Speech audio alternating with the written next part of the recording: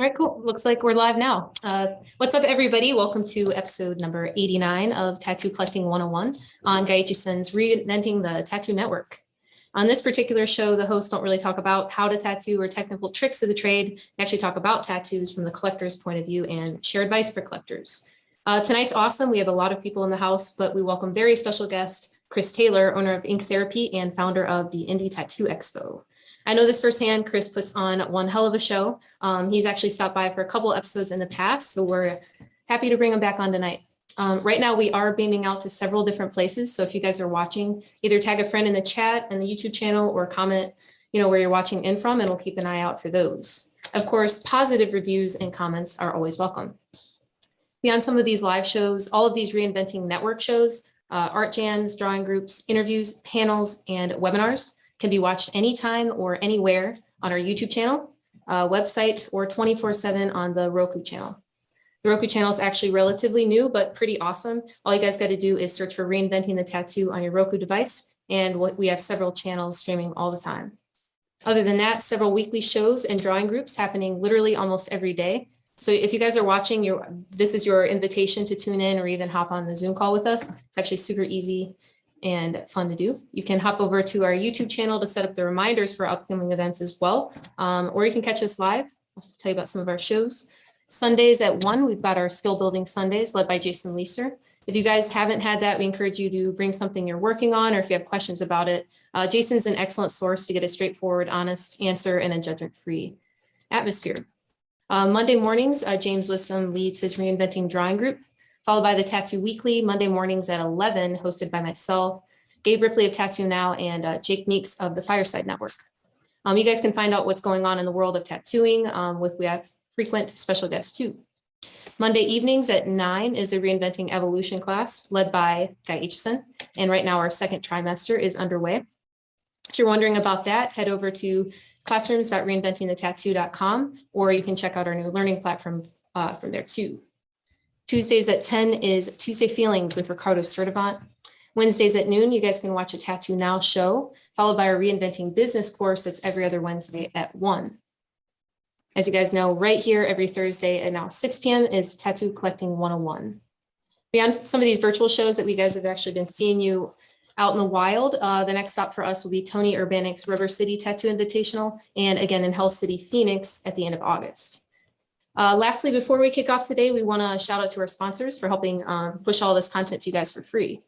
We've got a World Tattoo Events, worldtattooevents.com. You guys can see literally every convention that's happening in the world. A lot is changing, so definitely hit their website.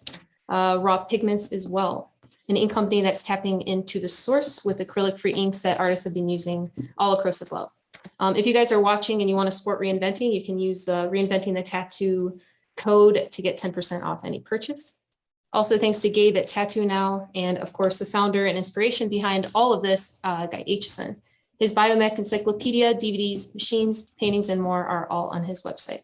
Thanks again to Fireside Tattoo, Apprenticeship Diaries, and Eco-Friendly Tattoo Supplies.com.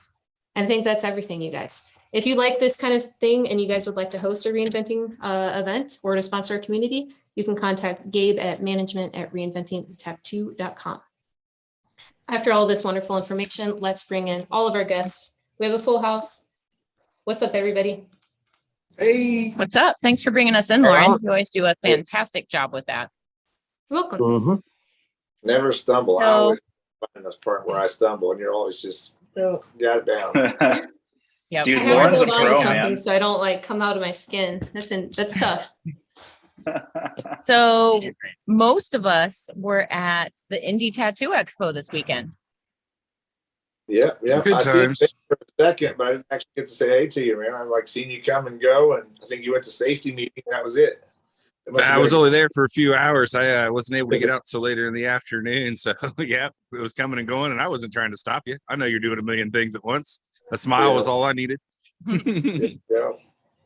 Yeah, That's it the was thing a about super good those. show. Yeah, that's the thing about those tattoo expos, though. Like, it's all everybody's seeing everybody saying hi and all that, but then everybody's busy, man. Even when even I get pulled away for safety meetings all the time, and those are very important. You got to take your time to do them. You guys are there working. I'm just a spectator. I literally walked in the door I'd been there about 3 minutes. I think I paid for my ticket and then walked into the ballroom as the train was going out to the U-Haul. And I had to put my bag down. I hadn't said hi to a single fucking person. Just walked through. Hey, you ready? I was like, said, all right, let's go. Come on. oh, okay. Ben, the moral of the story in this whole thing is safety first. Safety Always first. safety. OSHA or Indiana, whatever compliance, you gotta stay compliant with all the safety regulations, make sure you're showing up every day. That's what matters. Safety meetings are important. Slow down and think about it. So this was your second show, Chris. How do you think, like for you as a promoter, do you think the second year was easier for you to pull together? I do. I think our team was just, solid. You met Trina. She's got everything so on point that this year everything just really, we kind of knew where we got to go. We had a little bit extra time. The hotel gave us more time in there. Just kind of like, I don't know, it felt great this year. I don't know, just everything went seamless. And I mean, I thought last year went pretty good, but there was still that just nervousness. It's my first one on my own. It's, it was all new, but this year really just ran seamless, and it seemed like something that had been going on for a decade, realistically. Yeah, it's really a good vibe. Like, I feel like sometimes when you go to shows where the promoters maybe aren't quite as seasoned, you can, like, as an attendee, sometimes you can feel the chaos, but everything with your show was just on point. Your staff, like, you can tell, like, going from like how we do Hell City and how our team works, and like watching your team progress from last year to this year, it was really cool just to see how like everything went like even more smoothly than it did last year. Yeah, it seems super well rolled. Well, and I think that was the thing, I came out early to help with Hell City and kind of just get a view of like setup and like how the team was working. That was one thing I was like, my team's so new, I wasn't sure, and this year I could really tell who was solid and how well our team stepped up and how organized Trina had gotten everything. So I think, when we went into it, it was great. Because I expressed to you guys at Hell City, I was like, I don't know, man, how well my team is right now. I got a couple, it's all new basically. Mm-hmm. And man, when it came time to, Kenny Salone, I'm dragging him with me everywhere. Between him and Trina, kind of just making sure everything was in line to allow me to do the other million things I'm doing. It was great. If you wouldn't have told me that your crew was brand new, I never would have guessed. Everybody there was smiling, polite, professional, welcoming, like coming in off the street, not coming in with the crew. I walked in like everybody else, you know what I mean? And it was very well received. That big smiles, everybody, hey, how's it going? Come this way, right down here, tickets over. Like, yeah, everybody I talked to was great. The ladies at the front just have an energy. It's just glowing the whole weekend, don't they? I mean, you walk that front desk and they're just like, they're all lit up. So I love them. Yeah, it makes you feel real welcome. It's nice. It was real nice. Yeah, I think the kind of just, you felt it through the building. Just as soon as you walk in, you start to become one with the atmosphere. You just sink right into what's happening. I like that you had some different acts than what we usually see at tattoo shows. Yeah, I was watching that on Instagram. Yeah, like how do you go about picking the acts that you have for your show? Like what do you go, like what do you shoot for when you're pulling together your entertainment? Well, Chris and Maybell, like I've been friends with them, and we used to do Days of Dead Tattoo Expo together. And I always, like, if I ever was going to do my own show, like, they'd have to be a must. So Chris and Maybell is like a staple, just because if you've ever met those people, just the joy and the happiness they put off, I think is necessary for success, is to have that kind of energy. And then, we brought on Savannah last year, just kind of feeling out things that we really didn't know. And this year we're still really just trying to see what we need and what we don't. We kind of crammed the stage with a lot of energy this week. But a few of them are, suggestions from Savannah. Some of them were like, meeting people on the road with at some villain art shows, and just so many well-rounded stuff. But then we just want to dial back some of the wilder side of it. And we brought in more the burlesque to bring that classy side to go with the theme that we're doing with the expo. So I thought just the side shows and the magic and the burlesque, they just blended together as a seamless program when there was 5 different acts, and it was kind of a lot actually on the stage. Yeah. it's super nice because your show's very like 1920s themed. So to have like the traditional like sideshow kind of acts, I think is just perfect. And then the music, the music acts that you chose were so much more like calm and like I can't remember her name, but she played the violin, she played the fiddle. Yeah, that was great to like for the first act of the day to like ease in, and it like the way she even like arranges her act, like she starts off like, oh, this is another fiddle player, and then she gets going and it's like, oh, you have my attention. Yeah, you're like, oh shit, she just played Bon Jovi on the fiddle there. You're like, yeah, you know, that's funny. A lot of artists came up to me, and Jamie Carino came up to me and she said, I just want to tell you, like, I love starting my morning off to that lady. Like, it allows me to just exactly what you said. I mean, Jamie said the exact same thing. And I was real, you know, like, I loved her. We had her there last year, but she actually just played like in the hallways and stuff. And then putting her on the main stage, I was like, I wonder if people are gonna think like, this guy's nuts. We got a tattoo expo and he just put a violinist on the stage, you know? No, it's beautiful. No, I think it worked out great. It really Man, I'm bummed I missed it now. Damn. Yeah, I mean, everyone commented on her, and I'm gonna have to look up her page so you guys can all go follow her. She is amazing. And just the amount of people that were excited about her being there just thrilled me. It's funny that in a group of people that are well-rounded artists, there's always an appreciation for a finer art. So anybody that's taken the time to hone the skill to play an instrument to that level, I don't give a fuck if it's an accordion or a harmonica. I don't give a shit what it is. When you play with that proficiency, it's really amazing to watch. And when you're in a room of other artists, people that have tried to hone a skill, doesn't matter what they're doing, they're going to stop and they're going to pay attention because they realize the dedication it takes to get to that kind of level. So Yeah. Well, What Ben said. Polly, real recognize real, you know? Yeah. Yeah, it was Good job, really Megan. nice.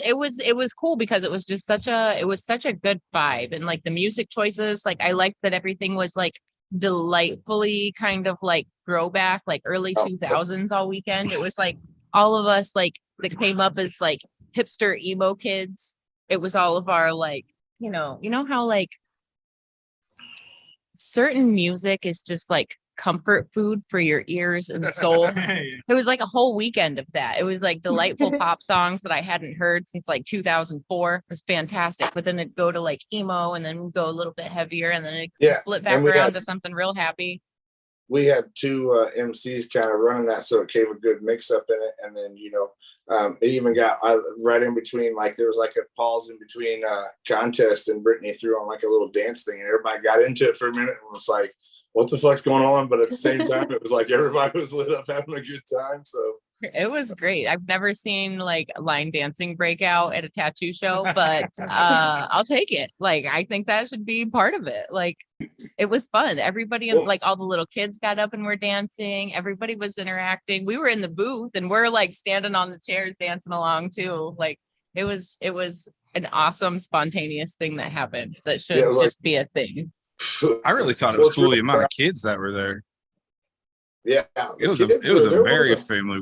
Yeah, like they involved. Like they weren't just there hanging out. Like they knew what was going on. They were in the scene. Like I talked to a couple kids that knew more of the people there than I did. I was like, my granddaughter, she's 10, and she's going around there trying to run shit, and she is, on it. And my buddy Hot Dog, he was in town. He had his 3 daughters with him, and one of them ran the station down there, and his 2 twins helped out. I mean, there was, we had, my buddy Ryan, his kids were, helped load up. And there's probably 10 kids under 10, 12 years old that were kind of doing some part of the show. And then, so it's really awesome just to see it being a fam. Like, we always talk about it being a family, but sometimes for sure, people don't get to see how much our kids are really involved in it even. And I don't think our kids even realize it. So it's like awesome. Cause like my daughters, they were there really, just running shit, and they're, 20, 24, 26, but,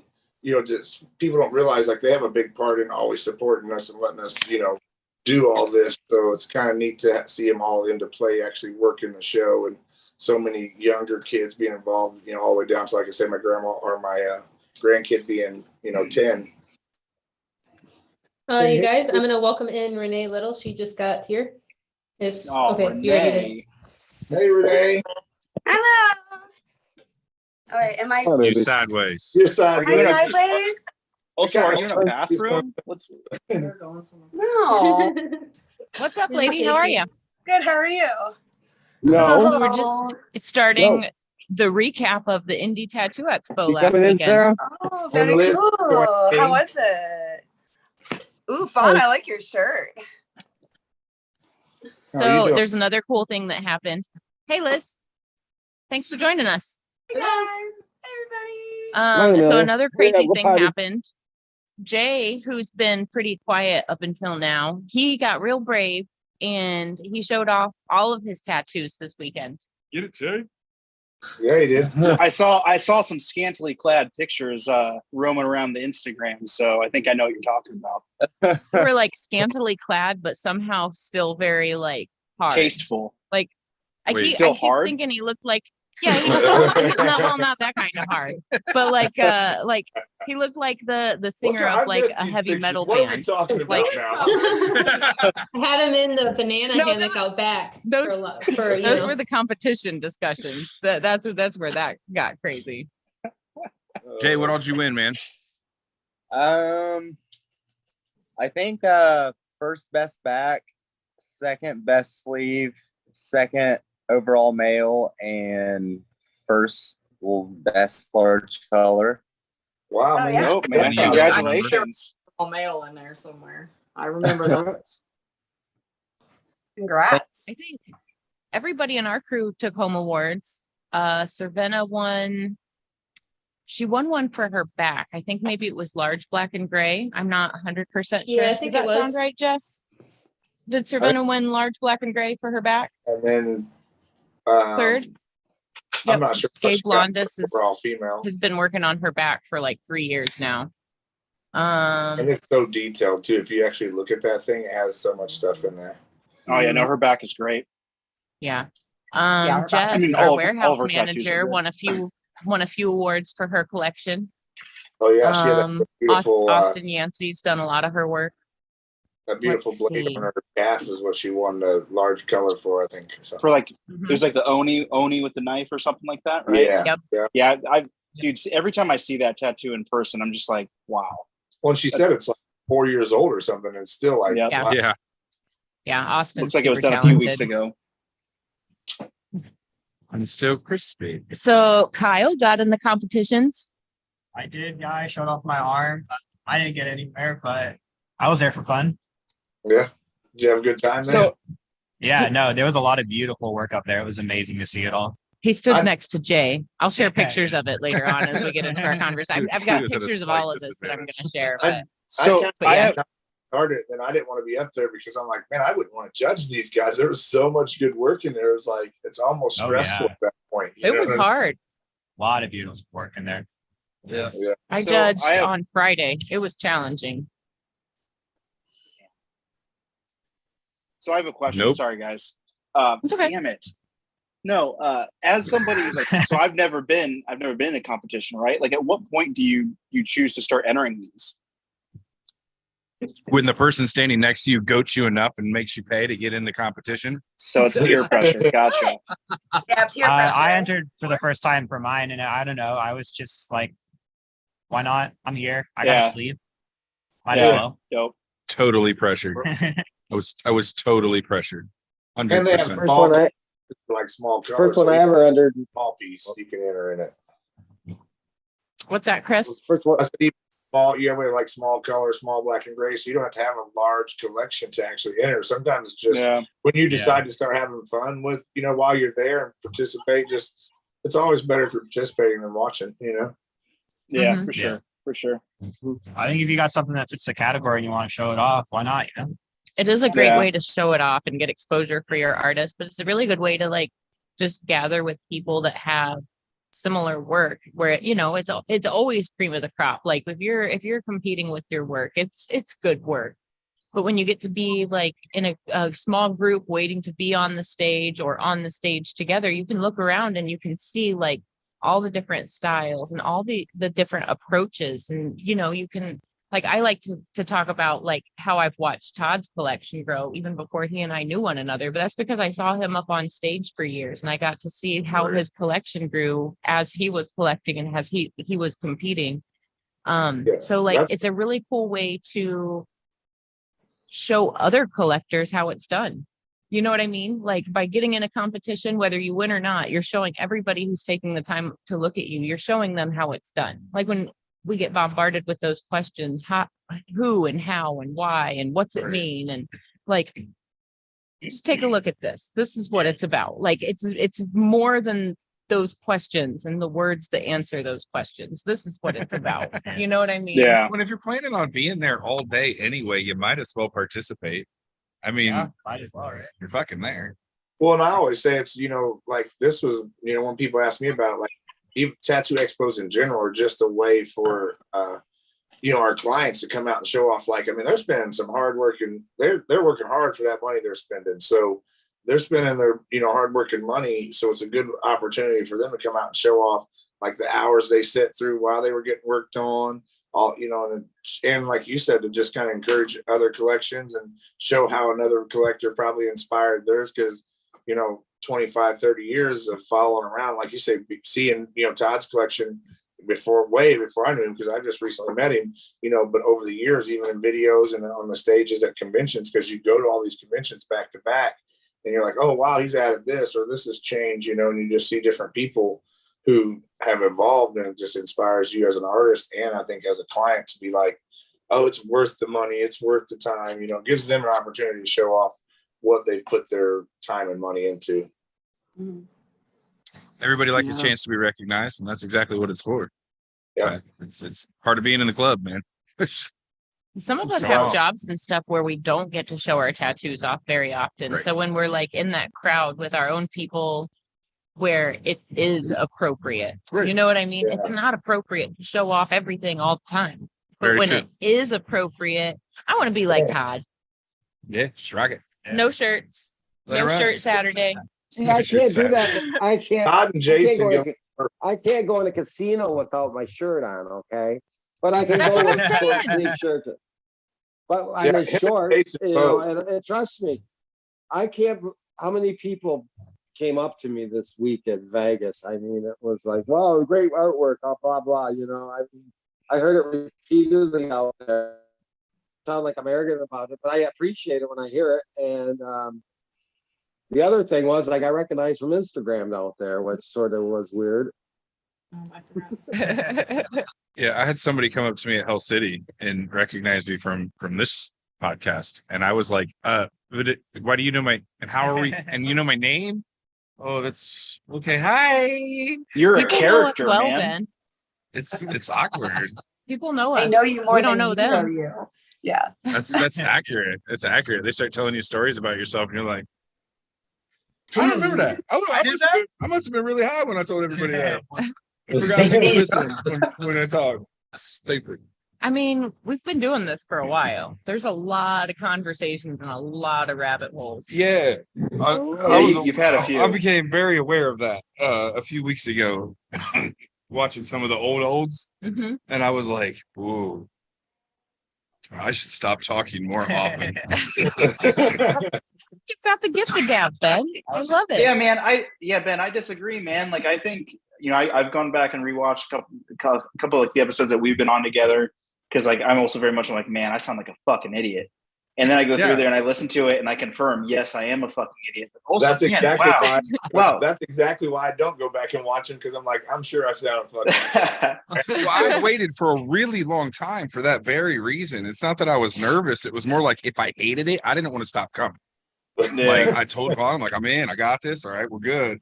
And I didn't want to listen to a couple of them and be like, oh, bro, this is how you represent yourself. This is No, man, what you do, huh? you're such a good guest or co-host or whatever you are at this point. Ugly as shit, but you're very good at talking. You had a title at one point. I threw Another Liz I on did have a TV with me, live TV. It was something good. The correspondent. A correspondent. Yeah, I was a correspondent. No, I like crew. I don't know. I feel like Yeah, I don't need a title. I'm just we here. all there's really a lot of teamwork in this, but like at the same time, I think it's turned into something that we kind of look forward to, and it's kind of our excuse Yeah. to like Make sure yes, we it's see a each other. commitment, but yeah, it's kind of like We get to just hang out. it's like dedicated playtime. It's like family dinner, you know? I was gonna say it's like I Once a get week, to ignore my just children do it. and do this. Aw.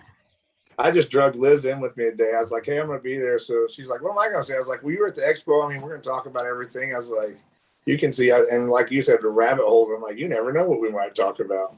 We have talked about some of the most random things of all times on this show. Yeah, but like tattoo collectors are random people. Well, and that's part of the conversations that we hear while tattooing on people is some random things sometimes, That's sometimes the most honest points of view, or like the most random, and especially like artist folk getting together. Oh dear. Right. Yep, I like it. And this is a really fun place to like, we can disagree with one another and we can have totally different experiences, but it's all like, it's all coming from the same kind of place. Ain't Like nobody even if mad. our experiences are different, it's still part of this other, it's still like part of this tribal thing that we've all kind of like, for me, I accidentally stumbled into it. I didn't realize that there was this like tribal brotherhood with tattoos. I didn't realize that when I started collecting them or when I started doing them even. That's one of those things that's just like, I feel like when Chris and I really get to talk and it gets so like carried away because we're both so passionate about all of these like accidental gifts, and that being part of that tribe is one of the coolest accidental gifts about having tattoos, I think. Yeah, I would definitely say that I would not have expected my life to be where it is and this involved and blah, blah, blah, blah, blah. If you would have asked me that when I sat down for my first tattoo. I am privileged. I'm a privilege to a lot of stuff. When I got into this, and then started going to conventions and that, meeting people and the people I've met over the years, excuse me, I've got, some really good friendships over that. Chuck, one of them. I met my buddy Josh out in Vegas when I was out there. It's amazing the amount of people I've met. There's some that we haven't had on the show yet, like Tommy Angel and that. There's been all you guys. Yeah, I feel like it's been great. I love meeting everybody. It's been a great time. I got no reason to be in this circle.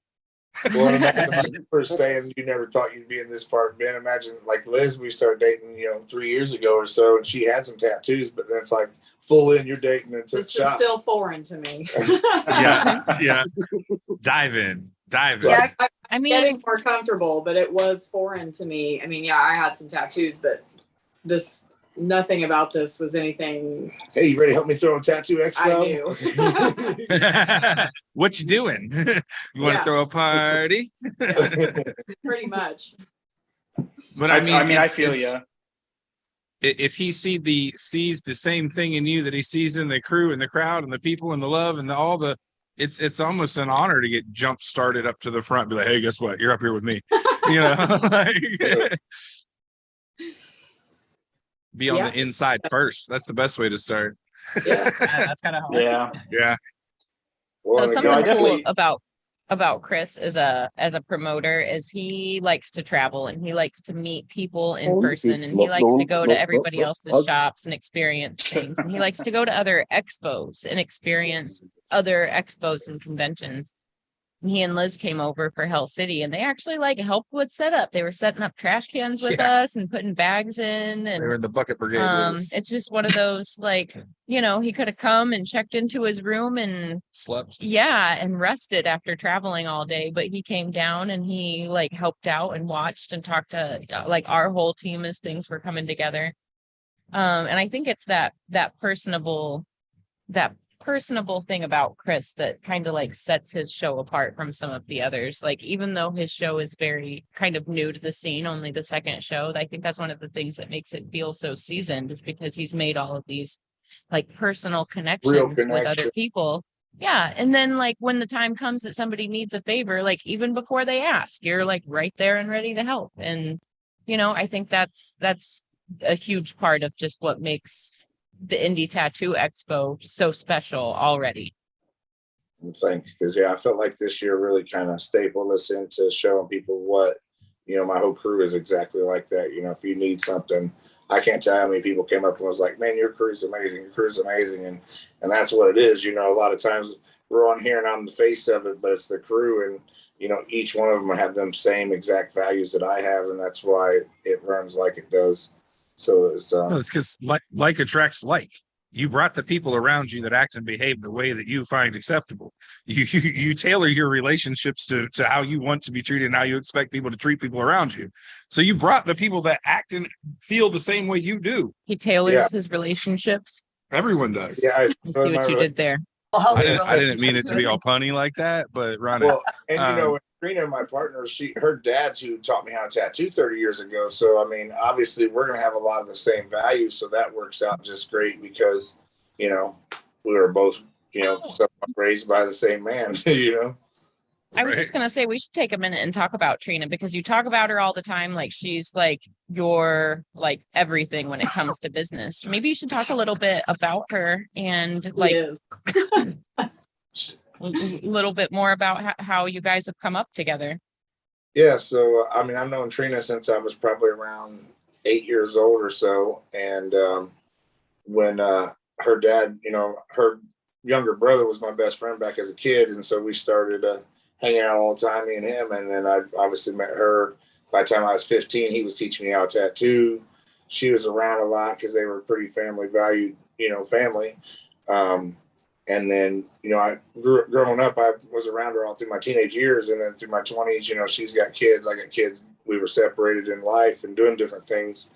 She came in, I don't know, maybe 6-7 years ago to get tattooed by me and started tattooing on her, having her help me with some just some regular booking, like my taxes at the end of the year.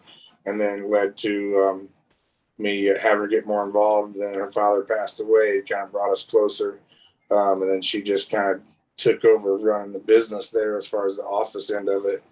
And hell, she's actually my personal assistant. She runs so much more. Liz is probably thankful for what time Trina does allow me because, like you said, I talk about her doing everything, but I couldn't even say enough. She has changed ink therapy, as far as just running it because, when you're being pulled a million directions and I tell people I'm one of those high thinkers, low function when it comes to the business end, like emails and stuff. I got a lot of great ideas, but I can't keep up with them all. And Trina's that one. She's just on it. She handles everything. She enjoys it because it's bringing back part of her father, to her too. So it's kind of neat to see her dad taught me the tattoo end of it. Now she's teaching me the business end of it, and I feel like sometimes you don't get enough credit because, we're out there, but it was kind of this year I thought it was pretty great because I seen people post afterward and people come up to me and I told her, I said, even like Thomas Hunt, he came up and introduced us to Vince, his assistant. And he's like, hey, I got me a Trina. It's a thing now. Everybody's getting a Trina. That's great. Everybody That's needs awesome. a Trina. Yeah. It's one of those things like you're the face of the show, but there's so much work that goes behind it. Like yes, you're the spokesperson, you're the one putting it out there, but like it takes like Derb has a whole team of managers. Like each big project in his life, there's a manager for that like he delegates his ideas to, and like they work tirelessly to make it happen. And I see how much teamwork it takes, but also like how much like faith in the vision that team has. You know what I mean? Like the whole team has to be like, even if the idea is ambiguous and they don't see it yet, it's almost like they've got to have faith that like all this hard work is, worthwhile and keep pushing. And then that's the magic. Her faith has to be real strong in me because I come with some like, hey, let's do this bizarre and let's really, blow it out of control. And not only just with the expo, with things that we do for, ink therapy, because you definitely we opened up another side of the shop and expanded the shop in the last 3 months while we were getting ready for Indy Tattoo Expo. So Yeah, I can imagine the faith that she has in me. I think that shows, again, like I was saying, the values, like you were saying about just being there to help somebody. Like she really just wants the best for everybody. And she's willing to put it out there because she believes in you. Well, it's just one of those things, like there are so many things you can do for money. And in this industry, like it takes so much work that like the passion has got to be the drive. You know what I mean? And I think real success is measured in the number of people you elevate with you.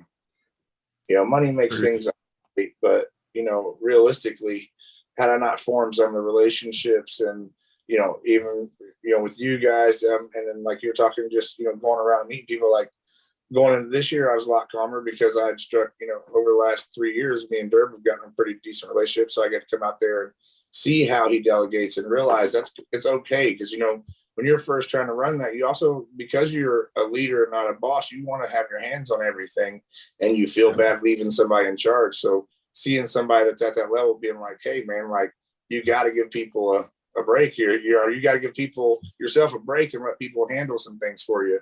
And that's how you really get it done. Because if you're trying to do it yourself, you're not going to get it done. All right. Burn out quick. Story, Chris. It's actually really nice hearing you guys. I know, sorry to interrupt this nice flow, but it's really nice just overhearing like the words of wisdom of all that it takes to run a show. And Chris, I'm so sorry that I missed it this year again. You're coming next year, though. That's all that matters. Exactly.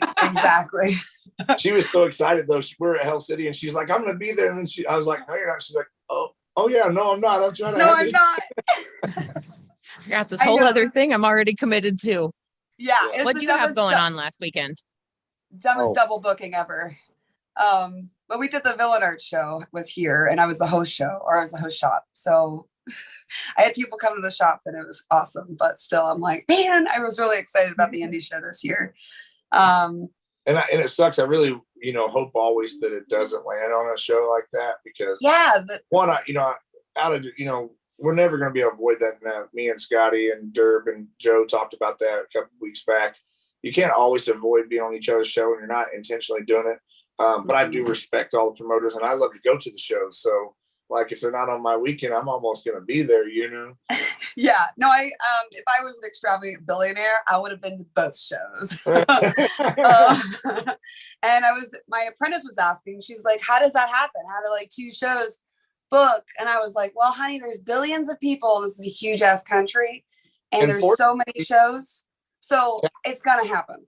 And tattoo has grown so great that, I mean, in some sense, I mean, it should make us all proud. But it's like, wow, we're so damn big that there's 3 tattoo expos on the same weekend, and all 3 of them had 5,000 people there as and you know, a couple hundred artists. I mean, to me, that says success for tattooing. Again, that's success. You're right. And that I pointed out a lot lately, and that's the importance of and why, you know, Villain Arts and having the big shows is. Think of how many people that he's allowed the opportunity to elevate. Now that's real success. You know, I mean, people might think someone like him's in for the dollars, but I mean, he's gave young guys opportunities to elevate that become the next Renee, the next Chris, the next Derb, you know, so it's pretty cool to, you know, see that. I was gonna say, like, I couldn't definitely skip out on Troy's Bud and Villain Arts like community is actually what brought me to where my career is today. Like if I wasn't on his circuit for over the last decade or so, I would just be in Florida tatting, you know, tourists probably, you know, doing all kinds of becoming Florida. Really good at palm trees. Yeah. I'm really good at palm trees. The secret is either make them into a dick and balls or not make them into a dick and balls because they naturally look like. Well, that's all. Maybe like just half and half. No, it's really sad when they're like, "Oh, I want a palm tree and I want 2 coconuts to represent my kids." I'm like, "No, you don't, or maybe you do." Yeah, but maybe you do. I mean, maybe it's funny. Man. Maybe it's funny. I don't know. Who am I to judge? But no, it's everything, I guess, right? No, but it is nice to just hear other, like, I think I was talking to someone's helper for the Rubber City show that's coming up too, and I was like, man, this week has been a week. She's like, girl, this year's been a week. And I'm like, oh yes, it has. And I think podcasts like this and conventions are just like, again, like another reason that they're amazing, or because you can actually hear your other peers' influences and like just their overall like thought process on how they organize everything. Because I don't know about everyone else, but I've just been a little overwhelmed with everything. But you guys have been handling it and showing us the way, you know, like you make it look easy. So it's like, well, best advice I could ever buy, hire Trina, keeper of chaos. So far, I have a Marcus. Yeah, there you go. Yeah. He's pretty rad. Yeah. Yeah, but shout out to Marcus. Well, that's the thing. I think, you know, a lot of artists, I mean, you know, our clients don't realize, like, we are busy. So, like, that assistant is, we've come to a level of professionalism with tattooing that assistant is necessary if you're tattooing at the level that most of us are. You know, it's worth it to, you're going to give your clients, even if you have to raise your price $25 an hour to pay that assistant, your clients will appreciate that difference because they'll notice it when they're getting booked and when they're getting handled, and your preparation and your calmness during your tattoo, because you're not thinking about ordering your supplies and booking the next 10 people and how many emails you didn't fucking answer because you're getting 20 messages emailed a day, 20 Instagram, 20 Facebook, 20 text, you know. So Right. Your clients appreciate it. Charge the money to your, you know, I mean, they'll appreciate it. Everybody appreciates professionalism. Anytime something's handled smoothly and correctly, and you know what to expect, and your expectations are met, satisfying. And having somebody that handles that, knowing that you're dedicated to doing a tattoo for 6 to 8 hours at a time, 10, 12, 15, 82 if you're on. What? I don't tattoo 82 hours at a time anymore. Malarkey. Look, have you seen my massage therapist? She will hurt me even more than she does. She will. Yeah, I got to cut myself off. Like, look, one day I was like, I tweaked my shoulder and she's like, well, what happened? I was like, I sneezed. And she's like, you sneezed and tweaked your shoulder. I was like, well, before that I worked, you know, till 4:30 in the morning, and like I woke up out of a dead sleep and sneezed and I threw my shoulder out. And she's like, hold on, let's rewind. You worked till 4:30 in the morning again? And I was like, well, it happened by accident. We were wrapping up a piece. We were so close to finishing it. You know how I am. You know how I am. Right. Just drifts by, you know, at least it wasn't the dreaded turning left. That's what I tell my therapist. I'm like, what you do? I'm like, I turn left. It was just, again, I keep doing it, you know, just tweak the whole neck. But that is our lifestyle. The importance of taking that longevity class of Derbs, because, you know, just talking about setting up different, you know, in that class, you know, he talks about setting up on different sides, so you're not always turning that same direction, because that's exactly what happens. We all have that one direction that we've turned for 20 years, but you go to make that step, you're like, oh, it's over. Yeah, I'll move my workstation mid tattoo to the other side of me. Like, okay, I'm stretching differently. I'm gonna put it over here. Like, you know. I like your tattoo. No, you just lay there. You just lay there, right. And you're look. This is my impression of Ben getting tattooed. You want to go smoke another blunt? He's so and bored. it's me, and it's me. So I'm like, yeah. That's you. You're always. He knows like, how to get me to stop. I think he's the only one of my clients that has figured out that if you're like, hey, I kind of want to get high, I'll be like, all right. I can't. Where like otherwise I'll be like, oh, let's wait till this movie's over and we'll take a nice stretch. Nah. So clients, if you're listening, you want to smoke, the take trick a break is whenever. Bring good weed. They're like fake smoking with you, you know. All it takes is the suggestion. You don't even need to bring the weed. Like just the suggestion is enough. I was saying, like, your clients are gonna try to find a dealer because they, you know, they're like, how do I do this? I just want nice breaks. He's over not inhaling, but he's like, she's smoking, she stopped. She's smoking, she's good. It'll all work out in the end. How come you only get a tiny little patch done every time Fawn works on you? She does like a half sleeve on everybody else. A lot of smoke breaks. Well, see what happened was a lot of smoke breaks. Well, you have those clients that sometimes you visit with them more than you work on them. Yep. Yeah. Whatever do you mean, Fawn? Well, we hardly ever, never, rarely hang out. And lately, it's not my fault you work all the time. Been busy, traveling, life, weekends. She's on the road. She's been moving.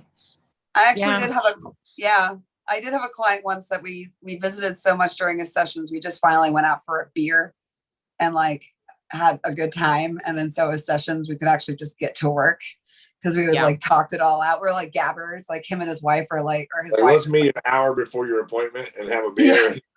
Yeah. Like just get it out, you know. But that's like the awesome thing when you find out that your clients are also your friends, you know. Yeah. But especially if you've got that client that you've been working on for like 6 or 7 or 8 years, and like now their kids are grown and like you're invested into like their kids' lives. Now it'll be like, so what Tommy do last night? So softball's going We're well. not gonna believe this, and then it's also inevitably, Sarah, yeah, inevitably it just you get invested in your client's life. So when you're doing big work and like, you know, Renee does like large pieces. I do a lot of really large work, but inevitably, no, you keep accusing me of calling you fat. We're just like tattooing the entire backsides and outsides of your legs. That's a big that takes piece a of long meat. time. Well, I mean, on that's a a good person. That's a good advice to young tatters that I do try to give them, especially my apprentice. Like, if you fuck up, that person will haunt you the rest of your life. Like, they will come back to you eventually and be like, look at what you did. After they show 1,000 other people, every time somebody brings up your name, as soon as you get good and everybody brings up your name, they're like, yeah, but look what Renee did when I was young. There is a Vans off the wall insignia in the back of my friend Patrick's knee that is like so puffed out and so thick. It just looks like a little like Fight Club burn kiss, but black. And that was like the first 3 months of tattooing. And I was like, this is gonna get in there. And he shows me every time I go home to Florida. And I'm like, you jerk. But he's also gotten like current stuff for me too.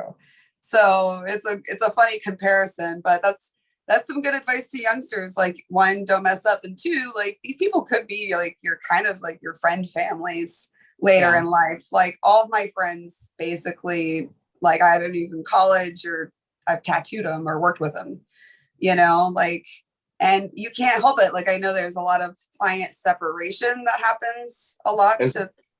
Sometimes that's really certain clients you really need to separate. You really need it. Right. But not everyone needs to be your friend. That is true. No, and everyone needs to have boundaries. You know, what's your boundaries? Ask that when you're taking in clients. What are your boundaries? Because if people are, I've had as just an example, I've had only like one person in a really long time that I've had to reject through the email system because of their attitude, I guess. They frightened me. We're just not vibing on the same wavelength. No, hey, no, you know, but I know, and she wanted a lot of work, you know, she kind of blasted it all out, what she wanted. It was in my range and everything, but you know, she said some other things that were kind of offensive, and my assistant pointed it out to me. So I was like, oh, wow. But that's like, because I know I'm going to be working on that woman for about 2 to 5 years, depending on like pace. And I wouldn't want to put myself through that, you know? So they can either become your family or whatever, but those strong boundaries, I think, are really important because, and know them, you know them right off the bat. That's why I miss about old school tattooing, where, you know, the emails didn't exist, because if you came in, I knew from that point on whether I wanted to be an asshole and make you not want me to tattoo you, or, you know, but with the emails, you don't know, and they show up and you're like, what the fuck did I get myself into? Like, you know, but back in the day, you know, I miss the old personal, you know, just you walk in the door and tell them to get fucked. Yeah. Man, Chris, back when I worked at biker parties and stuff, like, let's throw it back. While we're talking about tattoo shows, let's go back to Easy Rider. Go back to Easy Rider days. Just imagine, like, there are a lot of really cool bikers. There are a lot of really cool dudes, hard workers, women too, like really cool bikers. But there are also bikers that are not the coolest. Let's just say we wouldn't have sat at the same lunch table in middle school. Like, they're not high school friends. Yeah, they're not the kind of people that I would be like the most comfortable hanging around and like you know, being my comfortable self. I feel like they have a lot to prove, so they terrify the shit out of me. Is the young biker guys sometimes. Yeah, Like- it's just like at events like that. Sometimes it's a roll of the dice who's gonna walk up next. You know what I mean? That's where it's like events like that back in those days, you didn't have control over like the kind of collectors where like now, because the community has grown and awareness has grown and like the quality of the work has grown, like You have control over your clientele. Yeah, It's a little now bit more it's like separated. But you know, also as a collector back then, I mean, you didn't have control of your artist, and you walked up, you're damn near afraid to change that ideal. You're like, fuck it, whatever he says. You know what I mean? Like, Yeah. No, that's what you want to tattoo. That's what we're doing. Okay. So yeah. We all bitch about You the know artist changing. it's crazy, but like these big biker dudes would just wait for hours for me to work on them just because I was gentle. Like they would just wait hours and hours and hours, and they'd come back later on and be like, "Just you're gonna work on me today." Yep, I got you. I got tricks. Like it's crazy. That's how it would be, and it'd be like, "Yes, sir. Yes, I do." I do believe I can tattoo you. They would wait. I got a whole niche early on because all the bikers found out that I liked anatomy. I was an anatomy junkie. Because I did massage therapy before tattooing. And so they all found out that I did real sick skulls. Yo, this little girl down there, Frankie, she does the sickest skulls. Look at this skull wristband. Look at that, you know? So They'd be like, and she just drew it on. Drew it right on. Didn't even have to look at nothing. Yeah, she's a little thing. She does these red ass skulls. So it was like a niche. I was like funny to them, like because I would do these really graphic, like brutal, scary things. Understood. So it looked good. Yeah, and they were like, "She's a sweetheart," you know. Bless her heart. Yeah, bless her heart. No, they didn't. That was not a Florida thing. You get punched for that in Florida. But yeah, and they were awesome though, because like there would be some bikers that were rad. And then they would like kind of become your uncle protectors. Yes, you know? I have some of Yeah, those. I mean, I grew up. I'll be like, don't make me call them. Yeah. Don't make me. I'll Don't do make it. me. You know they'll show up.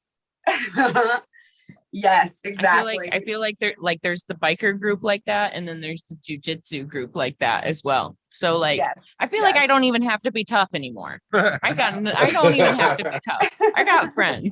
You just got a cell signal, huh? As long Yeah, as Got your crew. Hey, I would call that bond a community. Community. Careful. Wild. Somebody will think I'm a cult leader. They'll be like, she blinked twice and I got knocked out. I don't know what happened. Supposed to do. You did that. I did the thing that worked. See, I think it's just fulfilling my dreams to be like an elderly white striped mafia leader. I'm almost a quarter way there. Quarter of the way. But I mean, we have a whole pack of wild tattooers as well, you know. Oh yeah. So we've got somebody with us who's been totally quiet all day. I don't think he's even said a word yet. Hiding down there. We got Finn over here. Finn rolled over to Indy in his hearse. Yeah. Yeah, but he judged you didn't you, Finn? You got to judge on Friday and Saturday, weren't you? I'm sorry, I can hardly hear you. What's up? You judged on Friday at least, and Saturday too, didn't you? No, I didn't judge on Saturday. I did judge on Friday, which was an awesome experience. It's the first time I've ever got to judge anything as far as an expo or a show or anything of that nature. What'd you think? So it was a pretty eye-opening experience for sure. As an artist, Isn't it crazy when you see like when you're up there and you don't think the first time you judge, you don't think it's going to be that hard. It's like, oh, I'm just going to pick like my favorite piece. And I'm going to be the one I want to win. And then you see like amazing piece. And it's like, oh, this is rad. And then you go to the very next one. It's like, oh, this is rad. And then you go to the next one. It's like, this is a whole different. It gets to a point where you have to like start like really nitpicking and getting up real close. Like, okay, this is a really cool concept, but this, and this, you know, could have been technically executed better or something of that nature. It was it was definitely eye-opening. It was challenging, a lot more challenging than I thought it was going to be. But I'm definitely glad I got to experience that for sure. I like it because when, especially at a show like Indy, where you've got so many like high caliber artists and their collectors are there, and their work is being done there at the show, and all of those collectors are competing. It's one of those where like you have to like almost pretend you're not even a tattooer. You almost have to pretend There's not like a bad you're like the tattoo on college. stage. You almost have to pretend that you're like the college professor, like critiquing the work, and you have to like look at tricks that you might not even be capable of doing. Like my favorite things to judge are like when I've got 3 or 4 things that just blow me away, and I'm trying to figure out the tricks they used at the same time that I'm trying to like judge which one is better for using these impossible tricks. So that's when it gets really like, oh man. And then you start nitpicking things where it's like, man, that's better than I could do it. And then you look at the next one, it's like, that's better than I could do it. And you look at the next one, it's like, that's better than I could do it. You know, I mean, depending on what the style is, it's like, like, and then when you criticize things like that are that impressive, and you've got to like, you know, like, if I were to choose, this one has stronger lines, this one has stronger shading. Okay, which one's more valuable? Like which one is going to make this tat? And sometimes it comes down to like which one is going to last longer. You know what I mean? Or like which one is going to heal more nicely. Sometimes I think also it comes down to the which one like subject matter you like best. You know what I mean? It might just be like they're all so badass. At some point, it comes down to like the subject matter. Like what is it? You know, I personally like this tattoo the best. The rest of these are sweet, but this art calls my name more than the rest of this art. Yeah, and sometimes I get that. And I always say, if you put 5 different judges up there, you'll always get different winners. You know what I mean? Out of the same, if you put the same 20 clients up there in the contest and you change the judges, you would always get different winners. I mean, I think they're in the same place, but you would still, you'd get a lot of different. Well, everyone's biased, and that's, I think, the art of it is trying not to be biased and go off. I'm an application junkie, so it's like, yeah, I think that's the hardest part about judging is like, I'm not biased. Okay, and like go by these standards that, yeah, I feel like very professory, you know, when I do, I feel very like I know terms, I know rules. Okay, from people I know things that people have told me that are maybe factual. Let's do this. Maybe. You know, when it's a question, and I like to set a group of client judges at one point, you know, and just let, 5 clients go up there and like, here, you pick. God. You know, that's something we were kind of brainstorming about. Like, how could we have some kind of award that was collector's choice? I think. Well, they used to do that at National Tattoo Expo, but they did it with like a ballot system, which is always competed. You know what I mean? But what if you just everyone in the crowd? Take the people that win the competitions throughout the day and have them judge tattoo of the day. You just make a page. Yeah, for like it. have the contestants judge one another. That's a good idea. Or at least throw a couple of them in with, you got a couple tattoo artists, and because we're usually doing around 5 now with the new system that we've been doing. Maybe a couple well-seasoned collectors and a couple artists. You know, I mean, I think that's a kind of takes away from this person knew that. Mm-hmm. What if there was somehow a system where like every entry, every person that entered a competition had to choose their favorite tattoo that wasn't their own? All the paperwork of that would get crazy. But like, what if it was like what if it was like the cards, man? What if it was like the card system, but instead of cards, what if it was like the card system, but if instead of cards, like each person who enters has like a poker chip or a ticket or something, and then they just put that like at the foot of the person who they think has the best tattoo other than their own. But then you got them dancing around the stage trying to look at each other while you're trying to judge. Well, that's fair. But that could also be like once the judges make their decision, they could just take like they could have like you could even put like a 60-second limit on it. You have 60 seconds to decide which tattoo is your favorite on stage, and then clear the stage. I have an idea. We need to brainstorm about this because I think there's something bubbling in this idea. I have an idea. You can put on the social media, like Instagram, the 3 tattoos, like post them immediately and then have everyone go to the page and then like which photo. So then you base it off of likes. So you're like introducing social media into it, and then everyone's got a phone. Then you got to have a whole person to sit and babysit that and count One- them. And One person. I do you want that job all day? No, I'm tapped. See, if you don't want that job all day, somebody else isn't going to want It's that way job easier all than day. collecting ballots. Just saying. I think that you could That's- incorporate that like highly, like you were saying before, Chris, about being interactive. And it could add like a new element for the audience, essentially, for like Mhm. voting on your favorite or whatever. It's another form of interaction. Yeah. Yeah, just push up a hashtag or like a QR code up on the backdrop and be like, hey, go vote your favorite one. And then Well, I'm feeling like if this is something that we could get like a solid plan together, any show that any one of our team members is able to attend, they could just do that part of the competitions for us. And that could be Mhm. something that we like as we're sharing and like broadcasting the competitions live, we can be encouraging this interactive thing between the contestants. Like, Mhm. I think That's a maybe great this might be segment our for thing.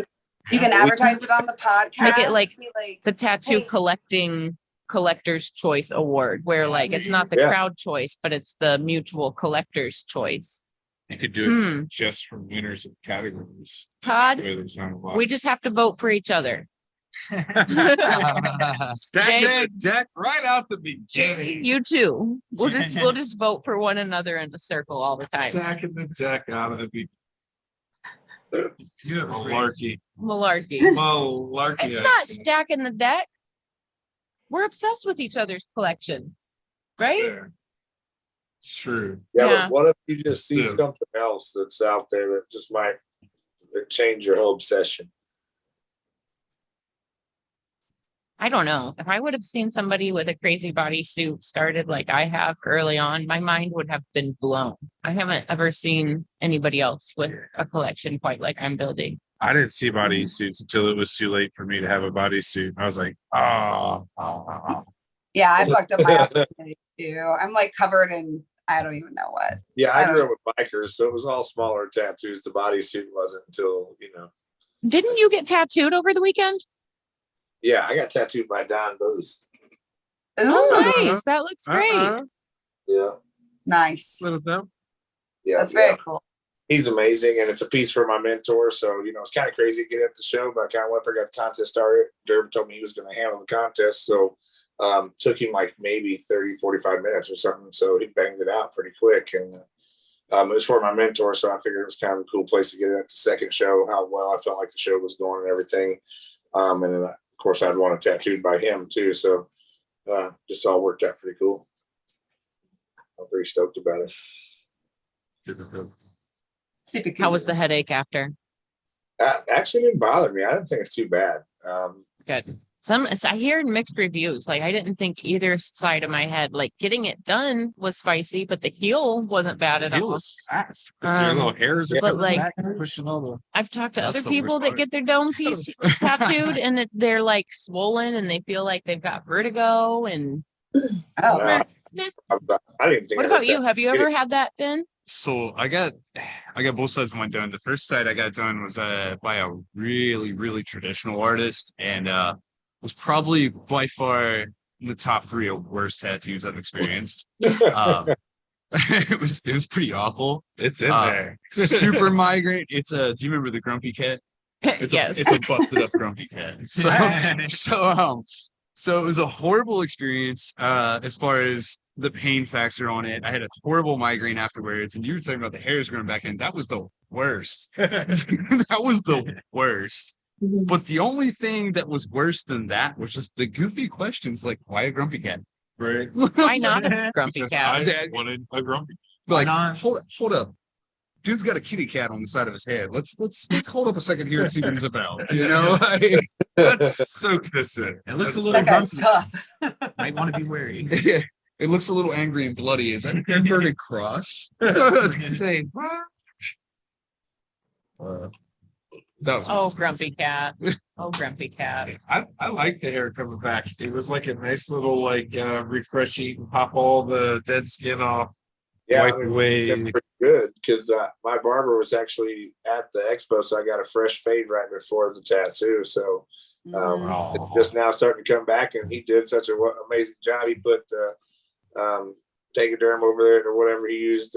You know, I wore that for the first night and it came off after that, but it lasted about 6 hours. Well, I had all that, and then we moved up, and you know, it was humid, you know, so as soon as the show was over, we just started tearing down and loading up. So I was over there just dripping sweat, but it still looks like it's healing pretty good to me. Looks great. Honestly, that probably didn't hurt a thing. Maybe even only helped.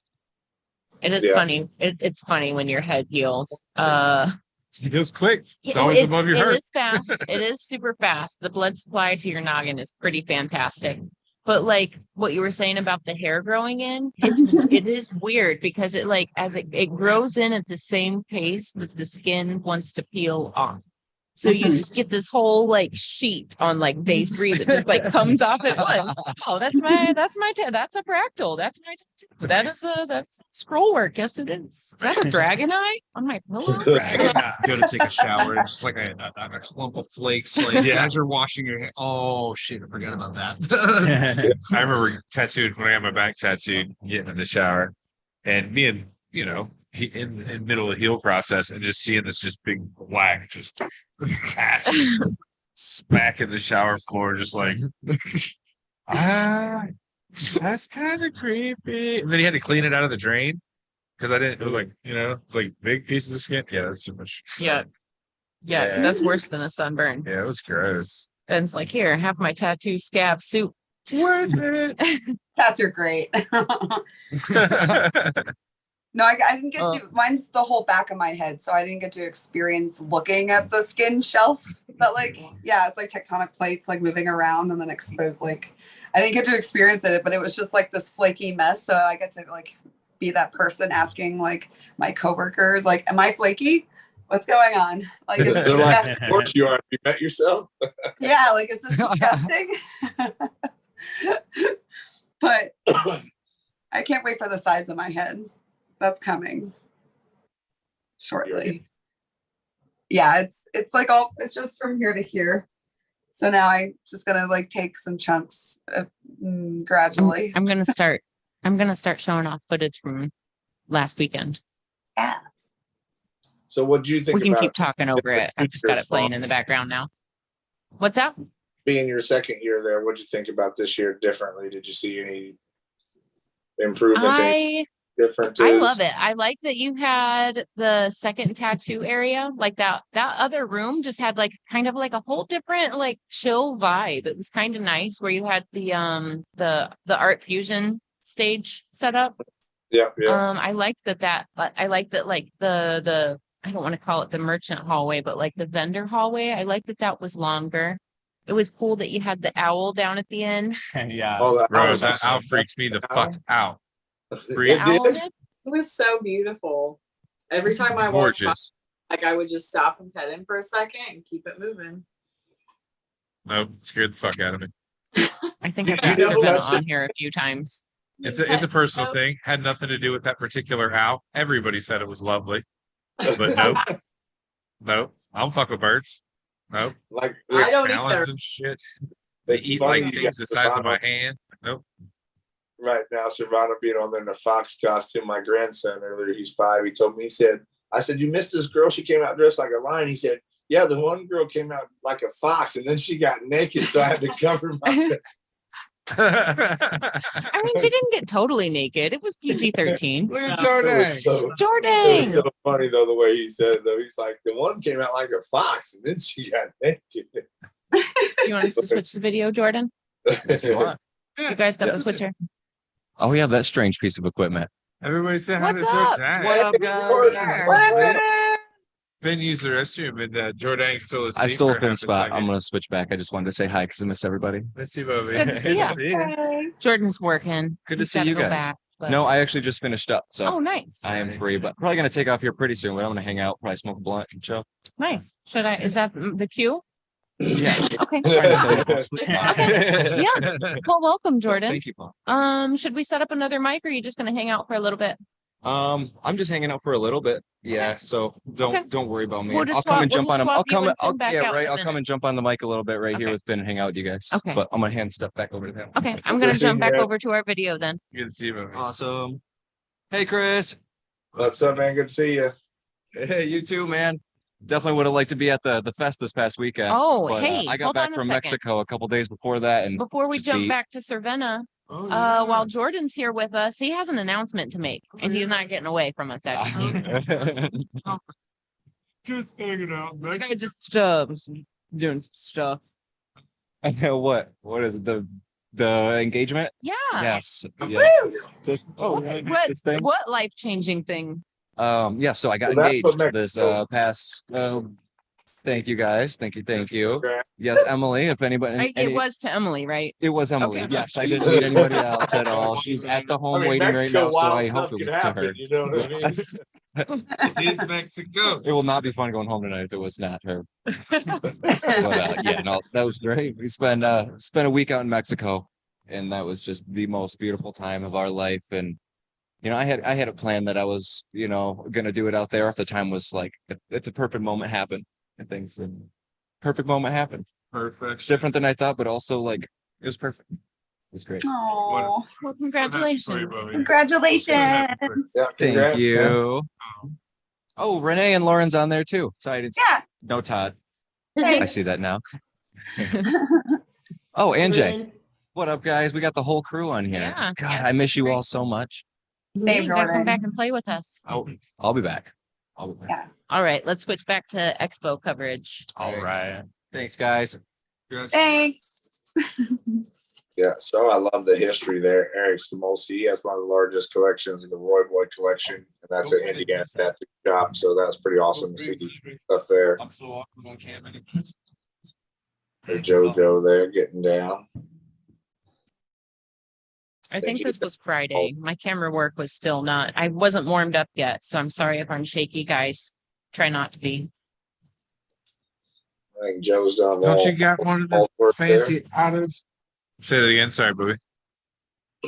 And see, that's one that, you know, that guy like Paul there, he loves to go show up at all these shows and, you know, show off his work. And that's one of those clients that, you know, loves to be in those contests and showing off his artist's work. So that's what's important about expos too for clients, because somebody like him just, you know, he gets a lot of joy out of, you know, showing off all the time he's sitting in that chair, I think.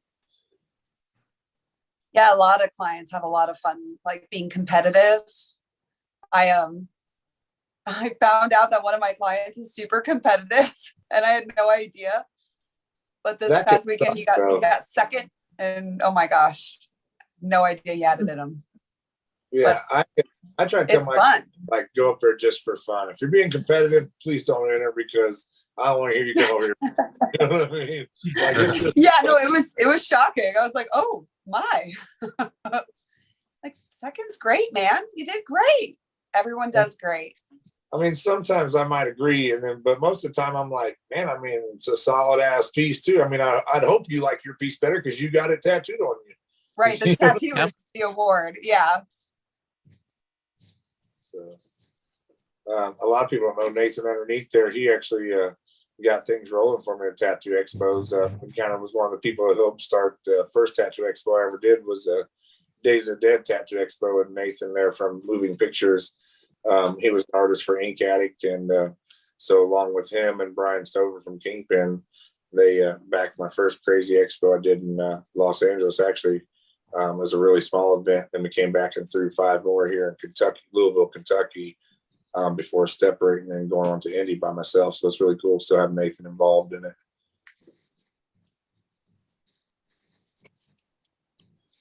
Oh, so this is Chase Nolan's little boy here, the one with the pipe. Yeah. So I'm pretty sure that is Derb's competition. Right. He Yeah. fell Yeah. in love with Cervena. Kyle and I watched it happen. Like did we were love it. standing there observing the whole thing. He was there like every hour on the hour. He would just like look her up and down. And one time she's like, she leans down and she's like, "What's your favorite animal?" And he goes, "A fox." Oh. He's like, Yeah, his he's smart. favorite He's animal is slick. always going to be a fox rest of his life. Yeah, that's the next expo I'll be at right there. Hey, fine. So, cat-like speed and reflexes. I Sure. almost threw the camera Yeah, as he was, the that little stub is boy was playing smooth. on the He ground. he did fake tattoos all weekend and made some good money, and they won the Mister contest for being the best dressed with his pipe and his hat. So, Right. Yeah, but he was he rocking. had himself a good weekend. Yeah, Yeah, I did. good job by Chase to bring his kid and having him so involved too. I love that. Again, seeing that family aspect there was amazing. Yep. Because he's a well-behaved kid. Like he wasn't I being was a gonna jerk. say, That, he that was- was Yeah. like that's the Just one thing I following was along. impressed about. There was a There's my bunch home of kids team. there, and they were all very well behaved. Everybody was getting along and in a good mood and was entertained and involved. Like they Yep. were part of the experience. I was thoroughly impressed with that. Those banners look great, Chris. Thank you. That's Everything. Sean, Yeah, everything is beautiful. Mike Schultz. He does. He's my partner at the shop, and he does all of our digital designing and stuff for us. So Oh, did you theme the trash cans? those were the sinks, and they have those plastic doors on the front. They're like junk anyway, so I just slid some wood in there, painted black through the Art Deco look on there, and Quality. Yeah, it's about the details, right? well, and that's the cool thing about the hotel. It's beautiful. It's brand new. So the look of the hotel, along with the Art Deco look that we put, and actually taking the time to build all those props, it really does just pull you into a different atmosphere. I like that I don't have to do any like new marketing to like blend in with your show. Like all of my stuff matches the Art Deco. Yeah, nice. You just be able to pop up there and look like you just came in the groove. Yep. And that's the thing I do like, is a lot of people have kind of, especially people have come back, you can see that they're, everybody's bringing this stylish booth to it and everything. And, even in that second room down there, like I said, we tried to, we had decor down there and people had their booths set up really nice. And they really looked like it was one location versus being spread all the way across there. Oh, Joe, I love the way it was set up. amazing. Oh, I need to send a picture to you. Yeah, Joe's an amazing artist there. He's out of Pittsburgh. He's a super nice guy. Yeah. Yes. Him and Yeah. his wife are. Him and his wife, they travel together. I met them at Resurrection Island last year and was super stoked to get them out. Ozo there, he's came out to the shop and done a guest spot at Ink Therapy before. He's So so nice. super pleasant person there. He also travels with his family most of the time too at expos and has his old lady and That's kid. Joe. Joe was trying to get time. He was what? That's my biggest complaint about this year for me was being that my back went out and stuff, everything went on. I didn't get to go around to the shops, but I like to be able to go through here and talk about each person. Like, I have a personal relationship with Havoc there. He's amazing. He actually just sponsored Joe this weekend, Indy Tattoo Expo. He kind of took Joe on as a sponsored artist for Wicked Fast. So The pretty lady cool. he's tattooing right now, that was her first tattoo. She was so sweet and she got a little heart on her wrist or like on her arm. Oh. That's awesome. Yeah, And she was totally moved. Yeah. Josh, he's an Aw. amazing artist. Josh, Jeremy, A. Davis there. I love man. these guys. Everybody from there is Yeah, that crew's fun, man. Fun crew, So amazing good. artists. I met them at Hell City. They were a lot of fun. Really nice Mhm. guys. Yeah, they just carry a great energy with them, don't they? Oh yeah. And they're doing amazing work too. I don't know if you caught much of their work, but a lot of times Anthony and Jeremy will do a piece together, and it is just insane just to see the collabs that they've put out at expos over the last couple months. Julia. Awesome Yeah. work, too. Oh, Julie, I met her at Resurrection Island as well, and her Black Sprays. Mhm. You check out a lot of her work on there. Yeah, but I wrote her bio, so I was looking at all of her everything on her Instagram, Yeah, everything she submitted. yeah, Julia, she does. Her work was just crazy. Like she submitted pictures for me to make up the, promos, and I'm like, oh shit, what do I use? What I mean? Like I love This this. piece was one of the pieces that was in contention for like a ton of different categories. This piece turned out so nice. It had like white and red highlights throughout. Very nice. Sorry to interrupt the conversation. I just had to point out No. that Oh, was like we were one talking of the one of the nicest shows or pieces of the show. Yeah, both of their work is just amazing. China there, her work is just, and the two of them travel together, and they have it's cool because they have such a contrasting style, but yet it flows together pretty well as far as separate from each other, but they complement each other really well in the booth. And I think they both pulled an award out this at Indy.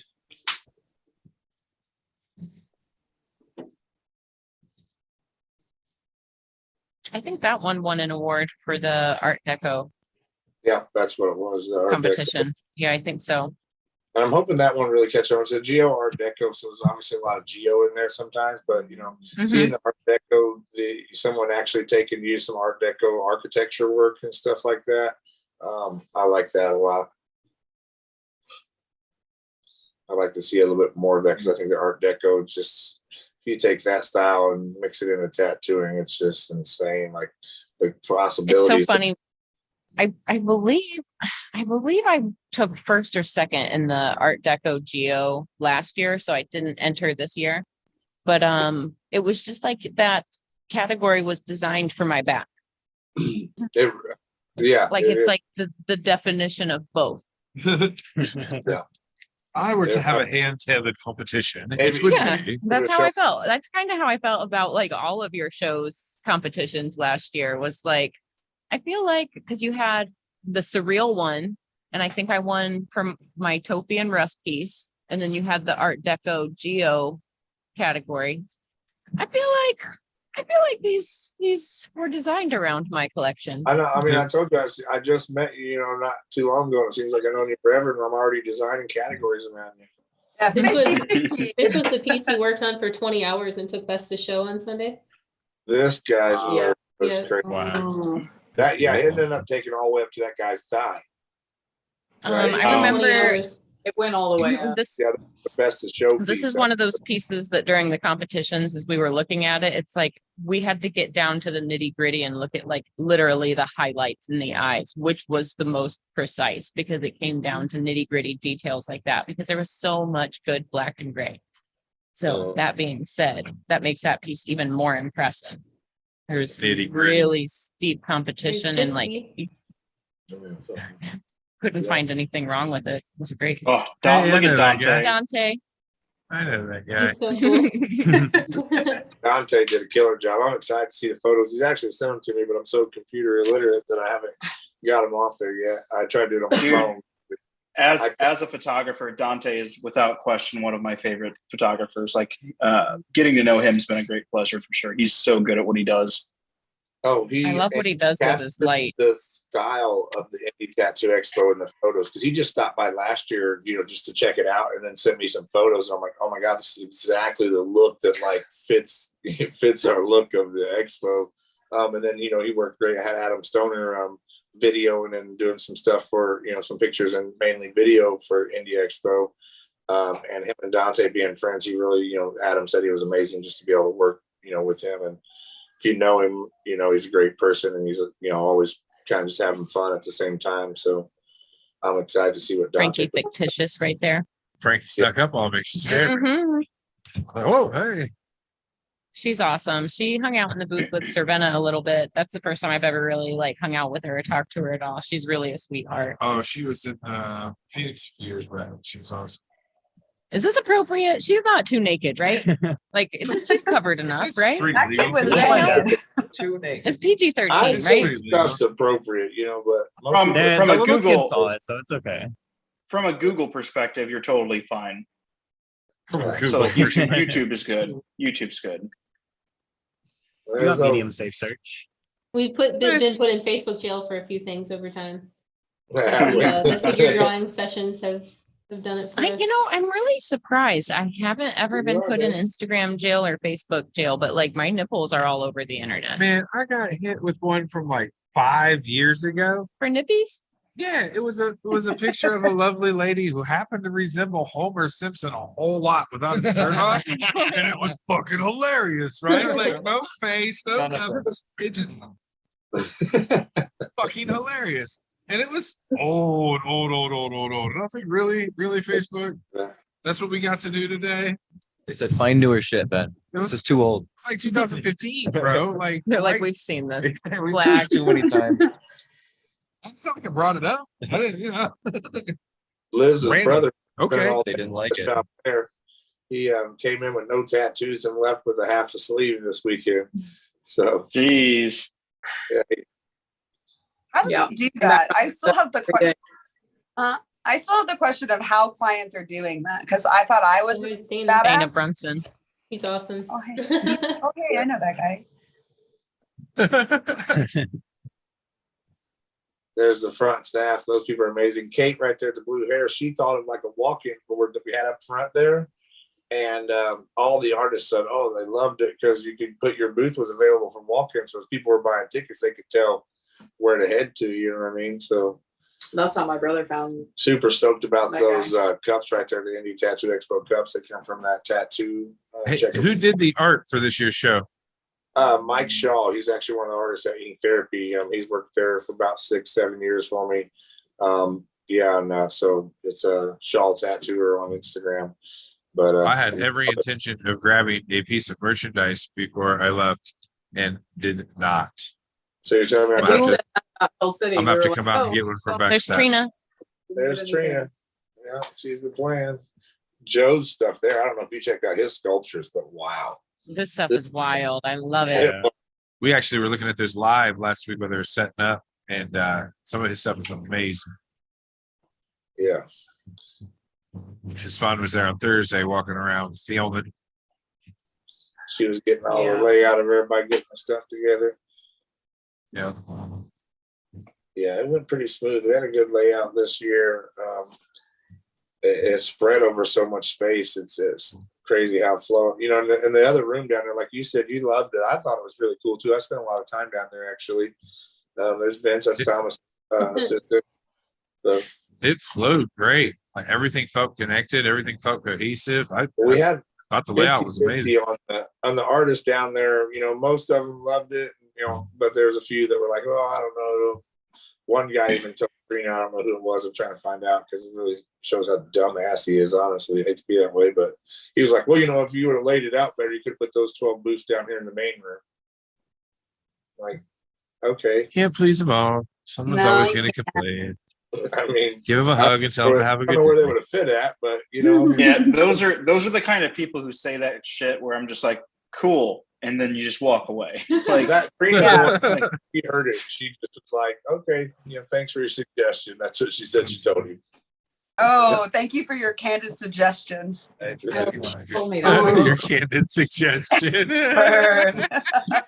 He was calling Matt McNeary, Yeah, that's what somebody tell. telling him, and he turned around and saw Trina and was like, Yeah, this long hallway though, if you walked it a few times throughout the weekend, it started to seem pretty good of a daunting. distance, you know. Yeah. And actually You can last go year the outside hallway too, was- though. Yeah, the outside was beautiful. The weather was perfect for the event. And having that hallway actually, it runs all the way down outside too. And usually that hallway's a little bit busier. We actually had a few vendors get sick and didn't make it for the weekend. So we were missing about 4 vendors down the hall there. I love her work. I actually bought an original from her last year and then That's it beautiful. Mhm. Yeah, This she's is still super early Friday. This was probably before even 2:00. This was very, very early. So I kind of wanted to Yeah. go through and get a layout to share with everybody before it was packed with Preset. people. yeah. Before you got ran over by the crowd because Yeah, I think if I show you the Saturday and Sunday videos, it is people everywhere, like to the point where it's really hard to like get in and get footage of like what all the different vendors have. Because there's a Yeah. lot of really cool artists that were part of the show. I like showing it off a little bit. Yeah, I love to see the vendors there. I think that's a big part of a tattoo expo that some people overlook, but vendors are huge to it. Unfortunately, we don't have a lot of space for vendors, to add more because this year we just had a plethora of people want to be vendors there. But our space is limited. So I think the good thing is that shows people to lock in and be ready. And most of the tattoo artists were trying to pay us before they even left on Sunday. Like, hey, I want, and because we are limited to around 90 booths there, main room. So, people are just Lynn. He's awesome. He's a major supporter of the show. He's out in St. Louis, not far from Indy. But yeah, so it's kind of nice to have the limited space as much as it sucks, because it also gives people that, prestige of being on it and being prepared for the show. It gives you a chance to hold a quality as well. So sometimes when shows get too big, they have this need to fill all the space, and then you have how do I say this? Help me. Just a bunch of shit. Thanks. I was trying to be nice. Yeah, you end up with a bunch of shit. You got a bunch of people selling popsicle sticks and stuff like that. I mean, that's So, close. That's the reality. Yeah. Smalls are good. Or smaller. I didn't think the show was small at all. It was fucking spread everybody out. was It was how great. big it is. But yeah, I'm glad that we're kind of at capacity. I do like the hotel where we're at. Our relationships have gotten better over the, just the last year dealing with them. So I think we'll have a good relationship with them for a long time. And I like the fact that we can't get any larger, because there is a lot of hype about Indy Expo right now out there. I feel like, and we're going to have a bunch of people coming in, and the amount of emails that we've received, and it's only been a couple of days. I've had people be like, "You haven't posted much." I'm like, I'm trying to recover. Like, I don't even want to be He's been online asleep right since now. yesterday. Yeah. I told her, I said, I'm kind of drunk. She made me dinner yesterday, and after I ate dinner, I came home and was like, I'm passing out, and so it's been, but it's nice to see that space is taken, and like you said, it keeps the quality up, because I'd say I'll be more selective each year. It's gonna probably get a little bit tighter to get in. There's People Theo. that really want to be there will also start booking sooner and sooner, because they know the spots are harder and harder to get. So like, Yeah, well, and that the was the people nice that are truly committed to the show will sign up first. Well, and that was the thing about, this year from last year too, that really helped me as far as get out and market to, just our city, is we sold out without ever announcing that we had booths for sale. So I wasn't under the pressure to try to market the booths. I was under the pressure to market the clients, to get everybody there, to make the crowd happy, or make all the artists happy. Gave me time to get some little details, and we give all the artists some gifts when they checked in. They all had, engraved Indy Tattoo Expo things, and did some special stuff because of that hype, and that lack of space. People were already paid in immediately last year, so we never announced that booths were for sale. They got sold out, and the nice thing was, it gave me time to other things, because I wasn't going around trying to bicker with artists. I love this guy's stuff. Enlightened Obsession on Instagram, check him out. He could take anything and turn it into something that's pretty awesome. Big shout out to Eternal Ink. They were one of our sponsors this year. So they gave out a lot of ink packets and stuff to all the different categories. Helped set up the second ballroom with their sponsorship there. So it's pretty cool. Harry Bean there and Keenan helping with the DJ, and I get Shauna there. Her and John, they help take care of all the biohazard all weekend.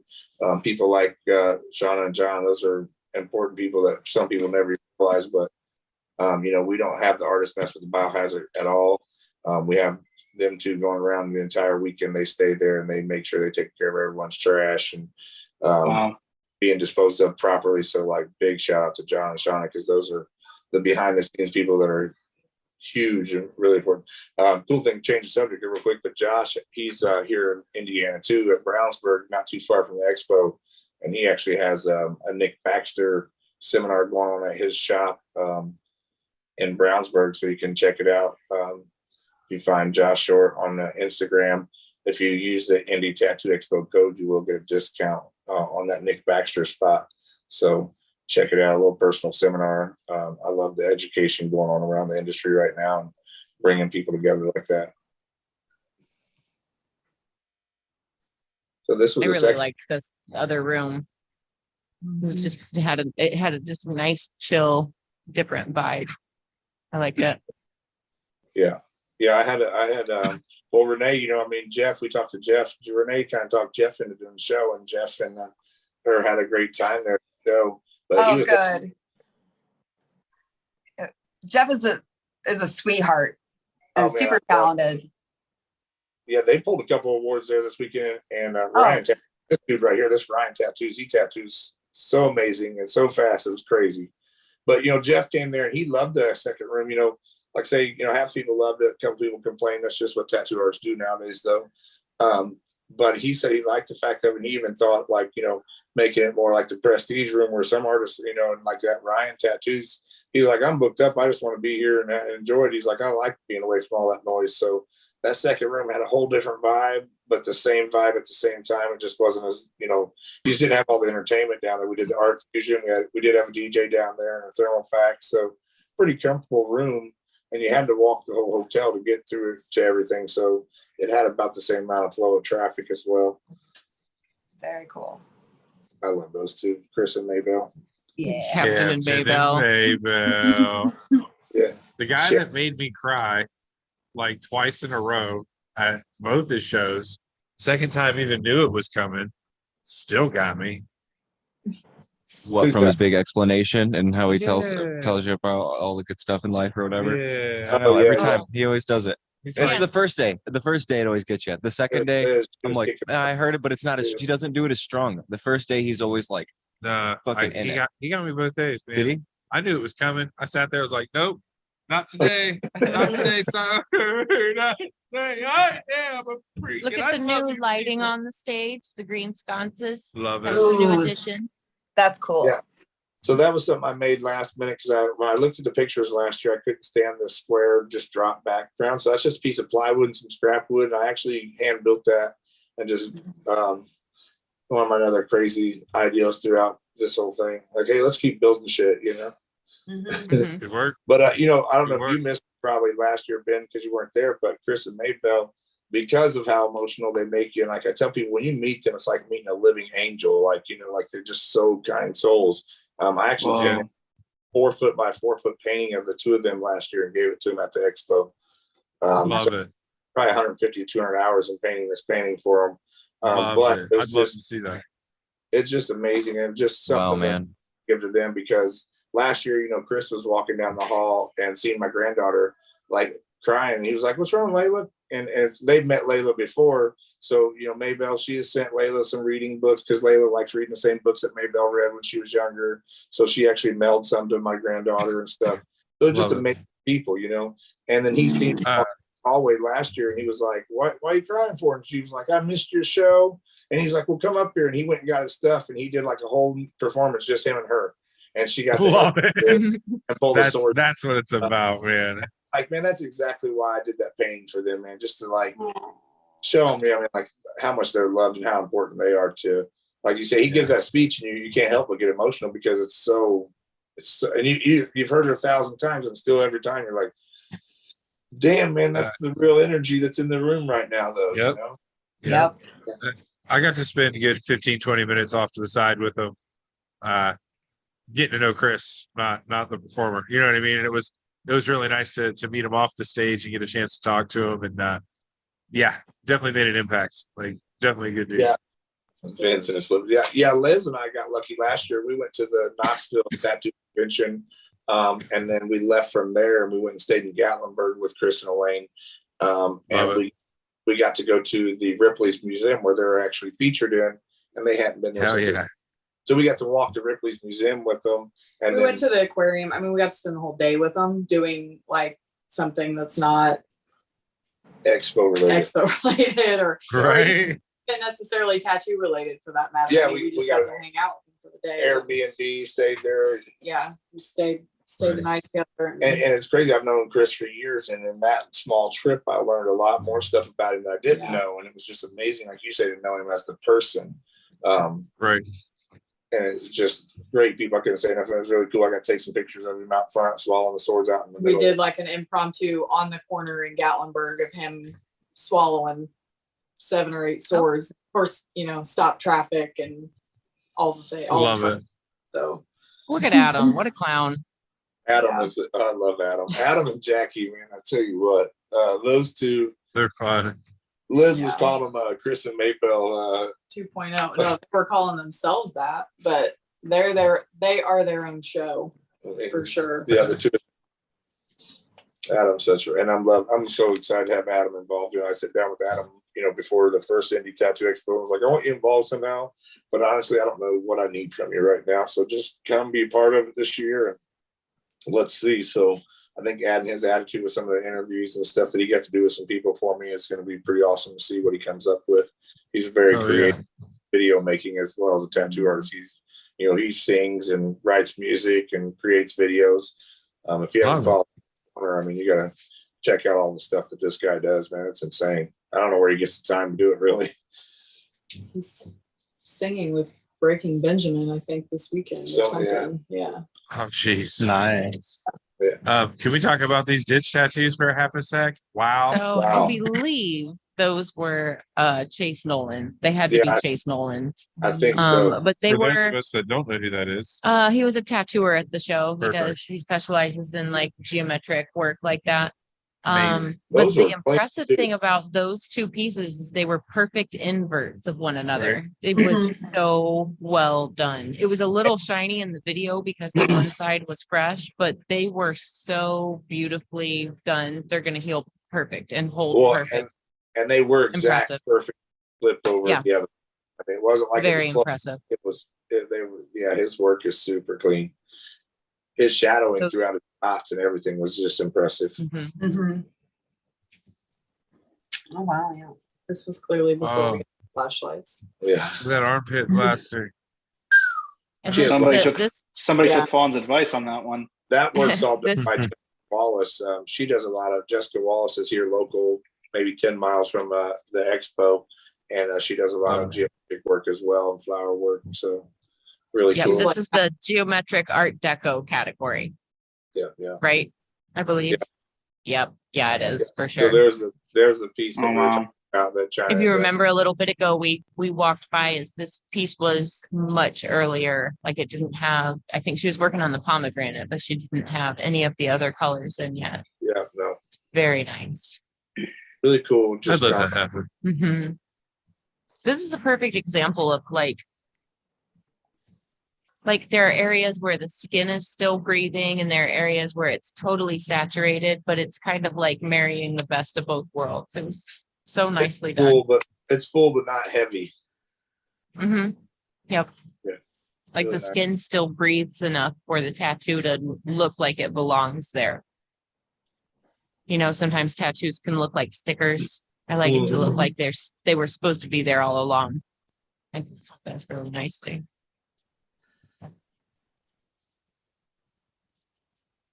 I want to keep watching. I can't remember all of them that win for sure. Yeah, I know. It's like that piece. I want to say that Shannon won that, and then I have to say those had to come in there because those are, not only like how well they were done, but like they were both evenly placed, perfect. On the back of her leg there. There's Derb making final decisions. Well, not making the decisions, but I guess tallying the cards. Counting. Yep. Yep. Counting. Yep. Yes, there's Derb counting. Kicking people off the stage. Using those Taking maps. charge and counting.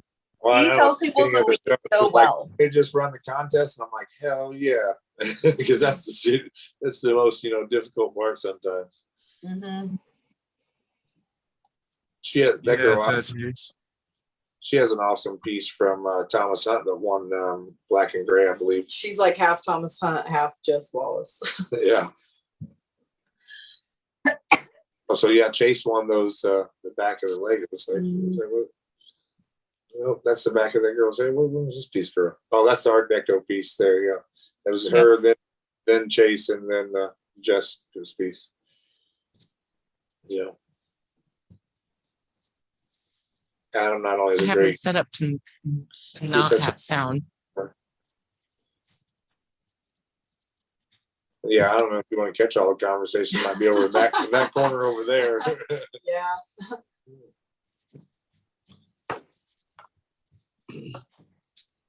Sorry, I'm sucked into the video. I forget I'm supposed to be talking. It's okay. That The competition when the competitions are this Corey Brown, good, that like piece, I'm pretty stoked about seeing that. It was a nice piece. this is why we talk about how important competitions are so much, because there are so many mind-bending tattoos up here on this stage at any given time. And it's like, man, look at that. I never would have thought to do it like that.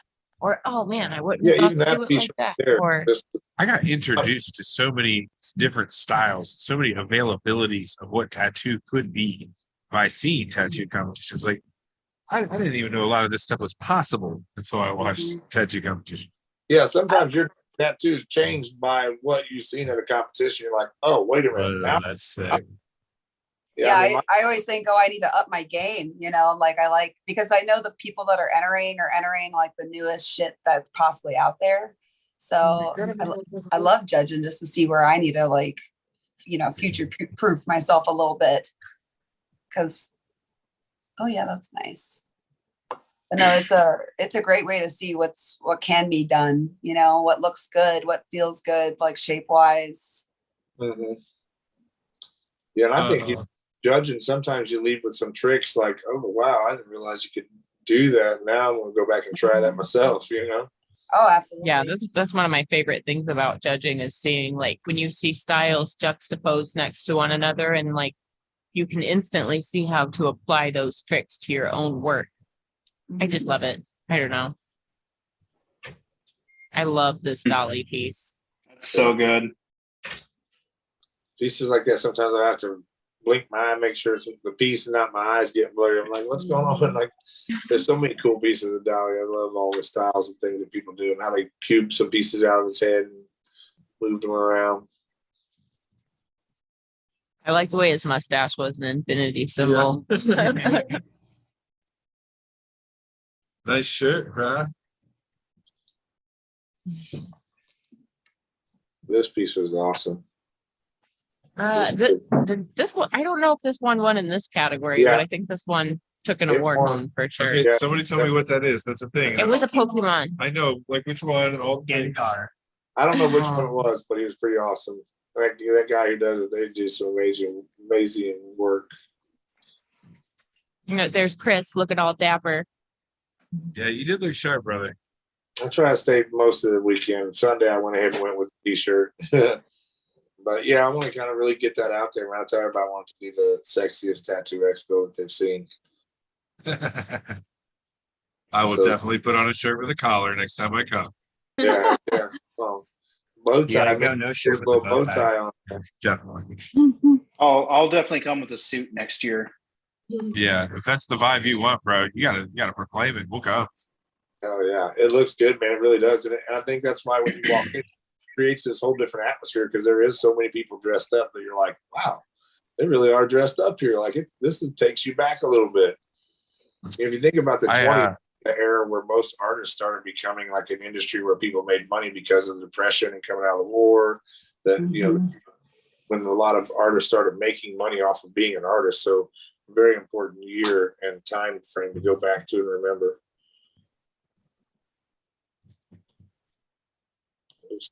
I used to manage a shop that had a fancy Fridays where everybody wore to do that, a didn't you? button-up shirt and a tie or a jacket or a vest or something to elevate the look of the place. I would get down with a fancy Friday. You know what I would do differently, Ben? I would wear a blazer instead of a hoodie, but everything else would be the same. Does that count? Churching it up. Does that count? I mean, It's really the same. We all just rent space, man. You can do whatever you want. We'll get whatever you want. If that's fancy, you don't do it. Why to tell you different? I mean, it's not necessarily fancy, but it's like professional, like lazy professional. I will not disagree with you. Follow your bliss, fun. I don't know. You know? Do the shoes match? No. Doesn't matter. I don't even think I have any like black shoes. Not like real ones. I got you. I'll take your shot. Oh, geez. I don't mess around with my shoes, though. That was that piece winning right there, Fawn. We were talking about. Yes, it did win. The Pokemon. Yeah. So it might have been small color or something. I don't know what that was. Was it Digi Pokemon Kichu? What was it? Yeah. No, we don't know that well.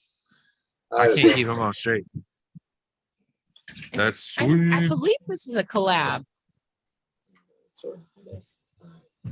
I'm partial to collab work. Huh? We can go somewhere. Well, I was like in this, not paying attention. Fawn, do you want to do a collab with me? I'll put a snail in somewhere on my own body. Are we back on the Yeah. snail? Yeah, I was going to bring that up earlier. You want to do Let's it talk tonight? about We'll make Kyle film it. No. So I was like, Indy, let's talk about snails. dude, Indy Tattoo Expo. 2023 special guest Ben Thomas, the snail expert, just bring you the hottest We'll get you snail your own booth and tattoos. everything. Yeah, man. snails. Ben, Well, you remember Hanacho Laranja in the jiu-jitsu world? You remember when he was doing all those No. videos and stuff? Oh, No. he was just like a spoof character. Like he's like a white belt in jiu-jitsu, right? But Love it. he had everybody convinced he was like this big character. That could be you, man. You could be just like this like character within the tattoo community. People think people already think you're a tattoo artist. I think there's a story there, man. There's a story we can sell. Just Yeah, super hype it and then just do like one tattoo. Nah, bro, this is what I do. Oh, here's Yeah. that gas mask. Oh, piece there we it were is. That talking gas about. mask piece is so weird. I told you it was good. Well, Yeah, the contrast of the color with that Got overall. That's There not were what I some envisioned really when you said. cool texture tricks in the hood that made it seem like weathered and tattered. I don't know if I get in close enough for you to really appreciate Oh, it that- the way that I Well, could yeah, in person. Super but- soft bottom flowers. goes Like that's And it dope. melts in the hand there. That is dope. Yeah. Wait till you see this hyena. Wait Yeah, till that you was see my this. favorite This is piece. gonna blow your mind. Ooh, This- hyenas. Awesome. This hyena actually won this category. I think this is like the color infused black and gray. Oh, that's Nice. cool. Or just this real. That thing was awesome. Nice. There were some really a good DVD. pieces in this category, but I feel like some of them were just Wow. full color pieces. Like they were mostly gray, but full color. Yeah, yeah. That's one of the categories. About Hard, half, yeah. I think, were actually like black and gray color infused. Mhm. Where do what I you would where do you consider draw my that vibe. line at?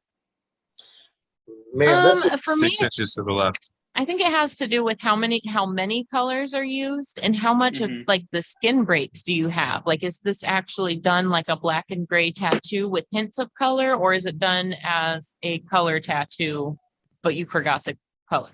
Gotcha. No, that makes sense. That makes sense. well, I think that's why Caitlin's piece won there. I mean, because it's so heavy in black and gray, and then she infused just a color that it doesn't look like she just like, oh, I'm not sure if I should Yep. put color, but she's like, this is color, this isn't, and there's that great line there. It's honestly, we added that category this year. We didn't have it last year because it's not one of my favorite categories.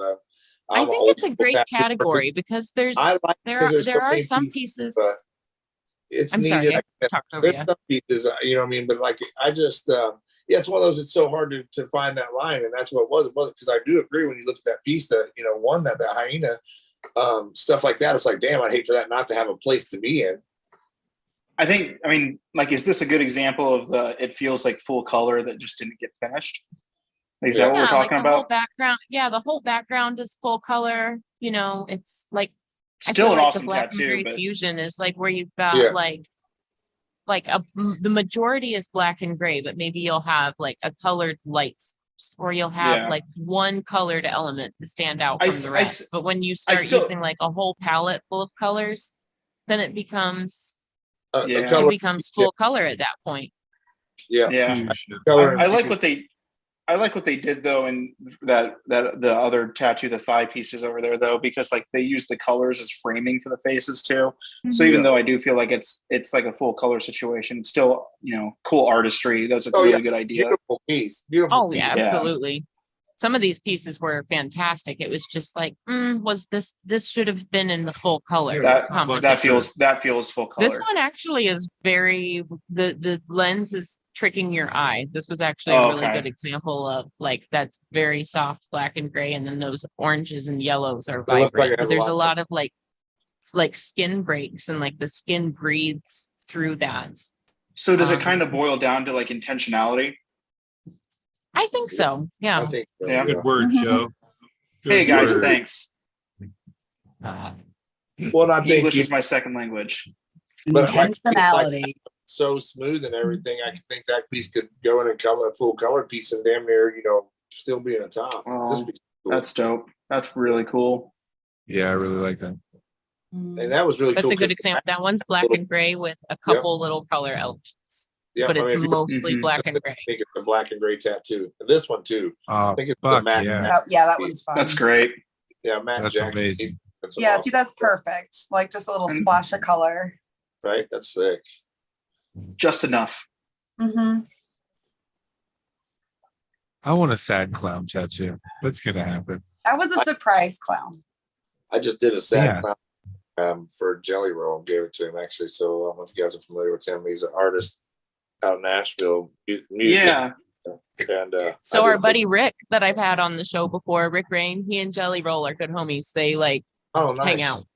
Okay. Yeah. So Jelly Roll used to get tattooed by somebody that worked out of the bar I worked at. His name's Tony Rossetti. Tony Rossetti's kind of a hometown hero.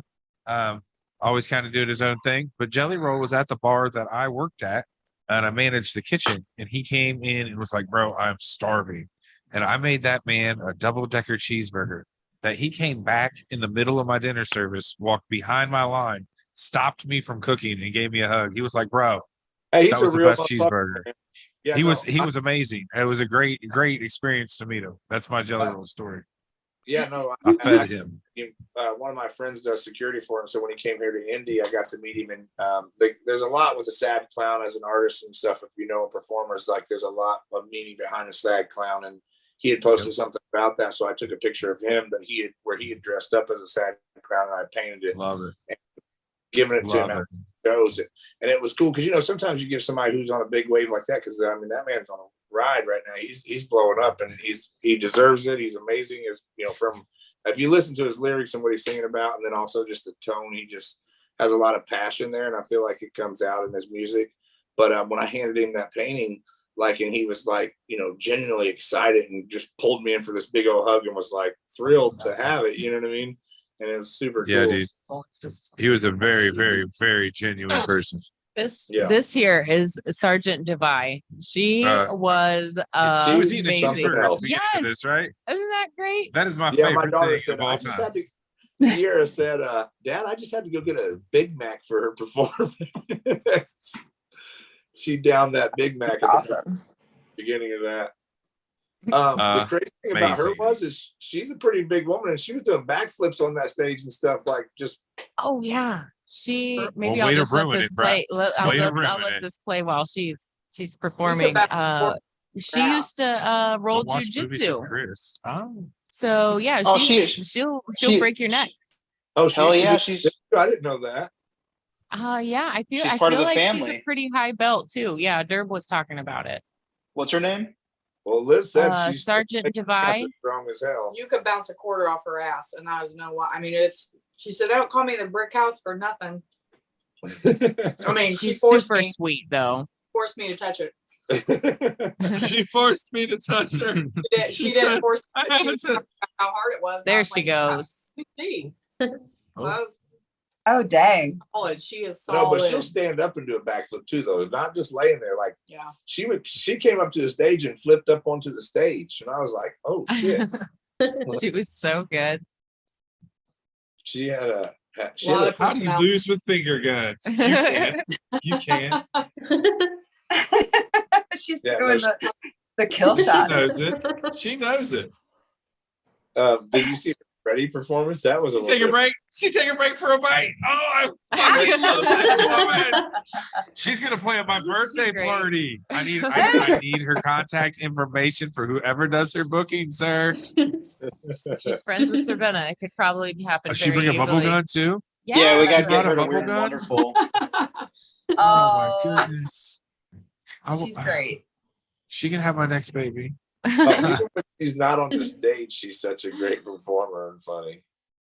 Oh, this is a tattoo that Ruby did. Well, hey there. Oh, Ruby did that. Yep.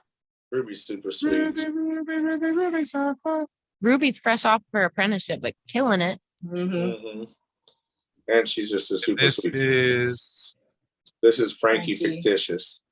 Frankie Fictitious. She's another friend of Savannah's, and they do a lot of performing together actually in other places. So she kind of loved what she brought to the show as far as just having the same style as what we were going with too. This is what all women from Oklahoma and Texas look like. I am living for. Oklahoma. So we'll be able to book you next year. and Yeah, for there's the horses burlesque. on the interstate, and this is what our women look like. So Renee's saying she's pulling double next year. She's tattooing and burlesque next year. I'm really good with the finger guns. You bringing the chaps, There's Jay. Yeah. chaps and hats, Chaps and hats. chaps and hats. Oh, there's Conan's brother. The Jonas It brothers. is too. I hate when people say assless chaps. So can we as a group just understand that Chaps don't have ass. chaps don't have asses in them. By If they design. had asses, they would be motherfucking leather pants. Okay. Okay. So chaps I agree, Ben. I agree. have no ass. You're saying Leather chapless hats is pants. redundant. Are you saying that chapless pants really chap your ass? Is that what we're getting at? Oh, No, if you were here, I would be hitting you with I my think flip Peyton flops Sandler, right he's now. from I'd be Ohio, choking so you. guys. Look at this Hulk Hogan. I need you guys to take a moment. Make sure that's happening. Yeah. Fuck yeah, brother. And Payne's over there in Salem, Ohio, so he's close to you guys somewhat. He's been Everything's close in Ohio. yeah. Give it 45 Indiana's- minutes. This an is hour, true. you're They, you know. Jason I need to Bancroft. come and visit the shop still, Chris. I still haven't been out during business hours and said, hey. Yeah, definitely come out for. Maybe we'll get everybody to come out. We'll do a live show from the shop or something. Yeah, we That'd be a just gotta blast. come out for a visit. It's close enough that we could like leave at lunchtime and be there in time to like set up and hang out and then Oh yeah, it's Yeah. grab a late dinner somewhere. Maybe It'll next week. took us like 2 hours. Walk down there. hours, maybe. I mean, I drive a little fast, but Oh, there's Kyle the intern, Lauren, Dante. Oh, hey. Don't you love that your initial title is now Kyle the intern? You get a nomenclature everywhere you go. I gotta rock it Look for at a how while. cool our booth was. I love. It was I a just pretty love cool that. move. I love that this episode opened up with talking about how there's no positions on the Tattoo 101 team or anything like that, except Kyle the the intern. intern. Well, that's I mean, just you know in you're life low though, when you right get now good. for Yeah, Kyle. he's not tattoo intern. That's just my Like, thing he's right not our now. intern. Yeah, he's just Kyle It's the just Kyle. intern. The Not- intern. And As a Vaughn, you got a human job person, title he's as still well, if technical. I'm not mistaken. I think you're like executive director of safety or something. yeah. I have been called that a time or I two. could see that title ringing true. You know what's sad is when the pandemic started and we all could not tattoo and I panicked and went and got a factory job. Remember that? I do remember that. So the safety coordinator, safety director, whatever his title was, he really liked me at first, but then after one day I was out a joint. was- He was like, no. no, one day I was walking down the hall and he's like, "Hey, Vaughn, what's up?" And I was like, "Well," and I just like let it all out. Like he picked the wrong day to ask me what was up because I laid out like all these like hazardous safety violations in our department that were really frustrating Do for your me. job, bro. Yeah, it's like, What's come up? on, man.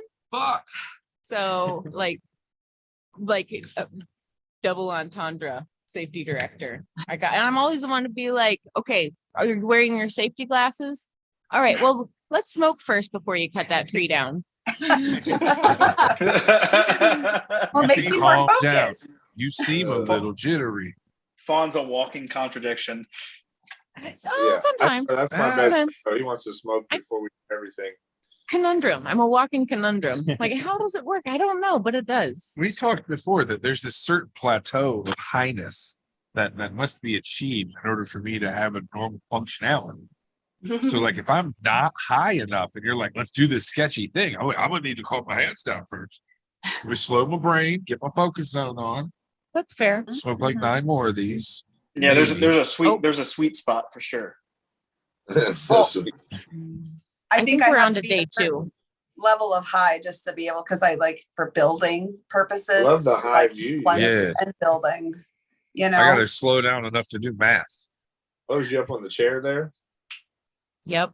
Well, I was on the chair and I like extended my monopod really high out. So I was like pretty high. You know, the real hero of the show is that monopod. It really is. I need to get myself a nice one and then throw a gimbal on the end of it. So it's a little less shaky for you guys as you're I watching. love that. We were able to pull a balloon from the ceiling because of it. We did. I forgot saw all that about happen. that. Balloon That was such a rescue. kind thing, Ben. Had High to do with fives. me. That It was had to good. do with the availability of equipment. Yeah, but like you saw the problem, you saw the solution, you made it happen. There was a sad baby that did not have its balloon. That's a problem. You solved it. Like everybody else was thinking, And she I was just just saw it sitting under it first. in her wagon, just like calmly sad. looking up with just this sad look in her eyes. She wasn't crying. She was holding it together She like a was champ. just, but you could see the sadness and That's the disappointment kid in her who did face. that.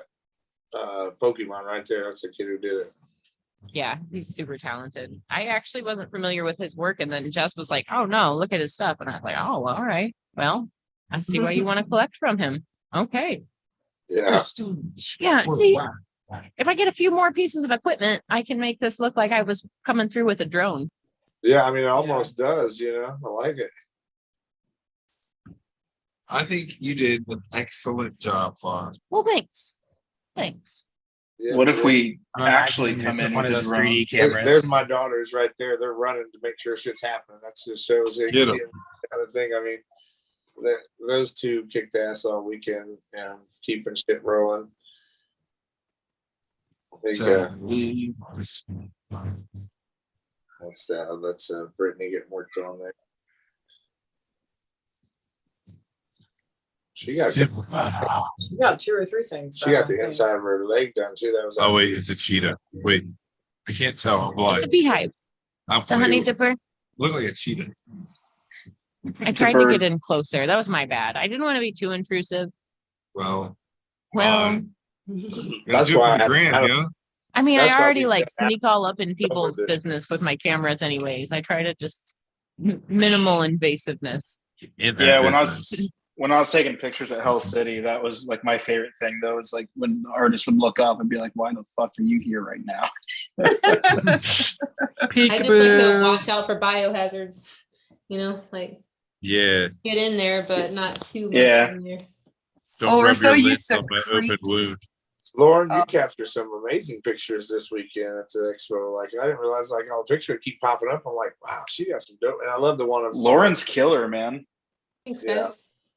the picture of Fawn and I love it because it just I think it shows the energy and like I just came in from outside, so it was like, you know, totally different, but I'm glad that I grabbed that. yeah, I love it. There's Antoine. He's amazing, man. Mhm. I love this Good kid's dude. work. And Sorry, I'm super giving you guys camera whiplash now. You're doing great, Fawn. somebody follows them. That whole crew is fun though, man. I love their teamwork that they display all the time as a team together as, you know, traveling artists and really just out for each other constantly. You can tell that they're a real team.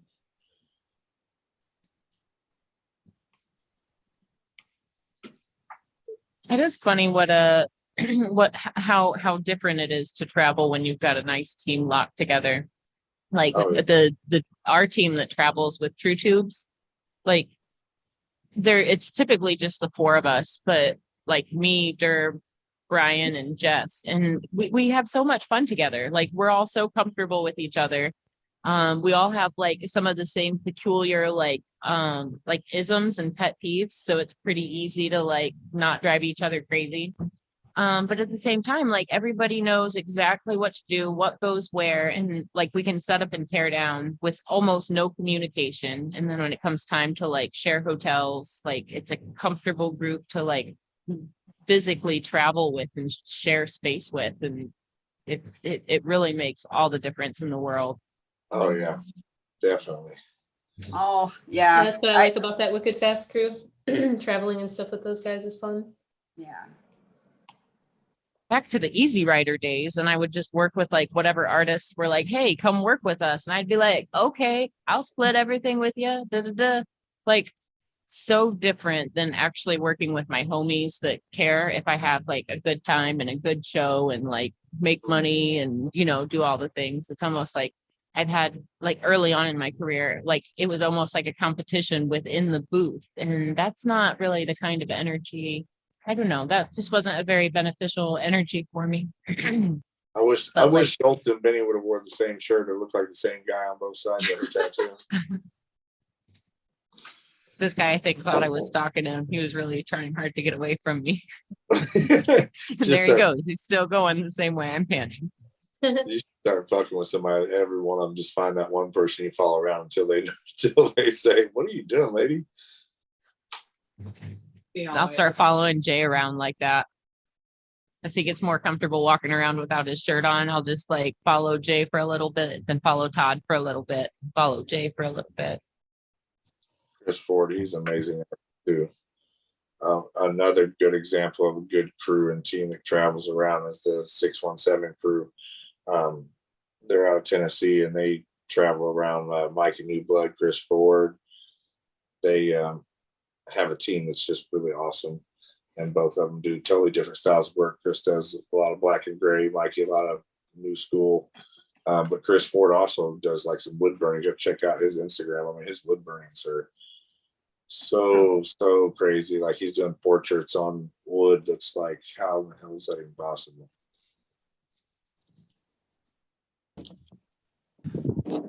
Very funny guy as well too. Jay, do you think you prefer getting tattooed at shows, or do you prefer getting tattooed at the studio? Tucker, he's an upcoming badass. I don't know. I don't really care, I guess. I kind of like getting worked on at Expo. I get my head worked on there. I just kind of more relaxing to me.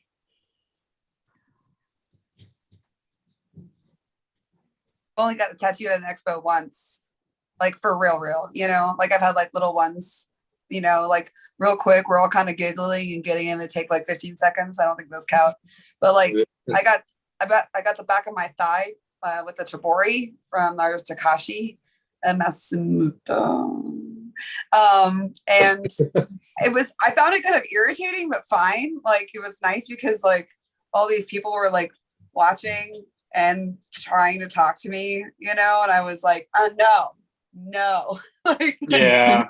But I mean, stay tough, stay strong. Don't yeah, they're cry. like, what you getting Polynesian work? And like I could just like feel his, you know, slight hesitation. I'm like, no, shut up. It's Tabori. That's insulting. No. Tony Like, worked on that very- for 3 days like, right does it there, that hurt? piece. That guy, Tony. What about it? What's He that? worked on that Say for that 3 again. days. 2 days? Yes, this piece was so nice. Tony's I amazing. judged it on the first day, and then I got to watch it grow all weekend. Yeah, he's super friendly and nice. And he did that piece and also threw a seminar throughout the weekend on cover up. So I mean, what a packed weekend. Nice. Oh yeah, he did. And they helped us break down Yep. And Sunday night. Everybody left. and he stayed down. Him and I can't remember the kid's name there. They helped break down Eric. They helped break down Sunday night too. So Tony did, you know, sit there and tattoo that guy for 20 hours at least. I mean, it was a beautiful piece. Beautiful. With oh, go ahead. No, I was just gonna say he's just such a, you know, soft individual. It's nice to be around somebody so kind and is appreciative of the art of tattooing. I think Savannah's about to perform again. Oh, nope, sorry. I completely agree with what Renee was saying though, as far as like getting tattooed in front of people at shows. Because when you were working on me, Fawn, at Motor City, that was like my number one thing too, is like trying to just trying to still look tough, man, like in front of all these people. Because it's very easy, because like you're like, she was doing a little bit of my armpit and like the back part of it.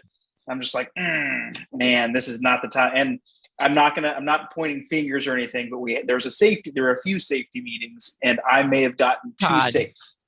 I may have gotten just a little bit too safe. I may have gotten He's too not safe. he's not here to defend himself, but I don't think he would. Todd.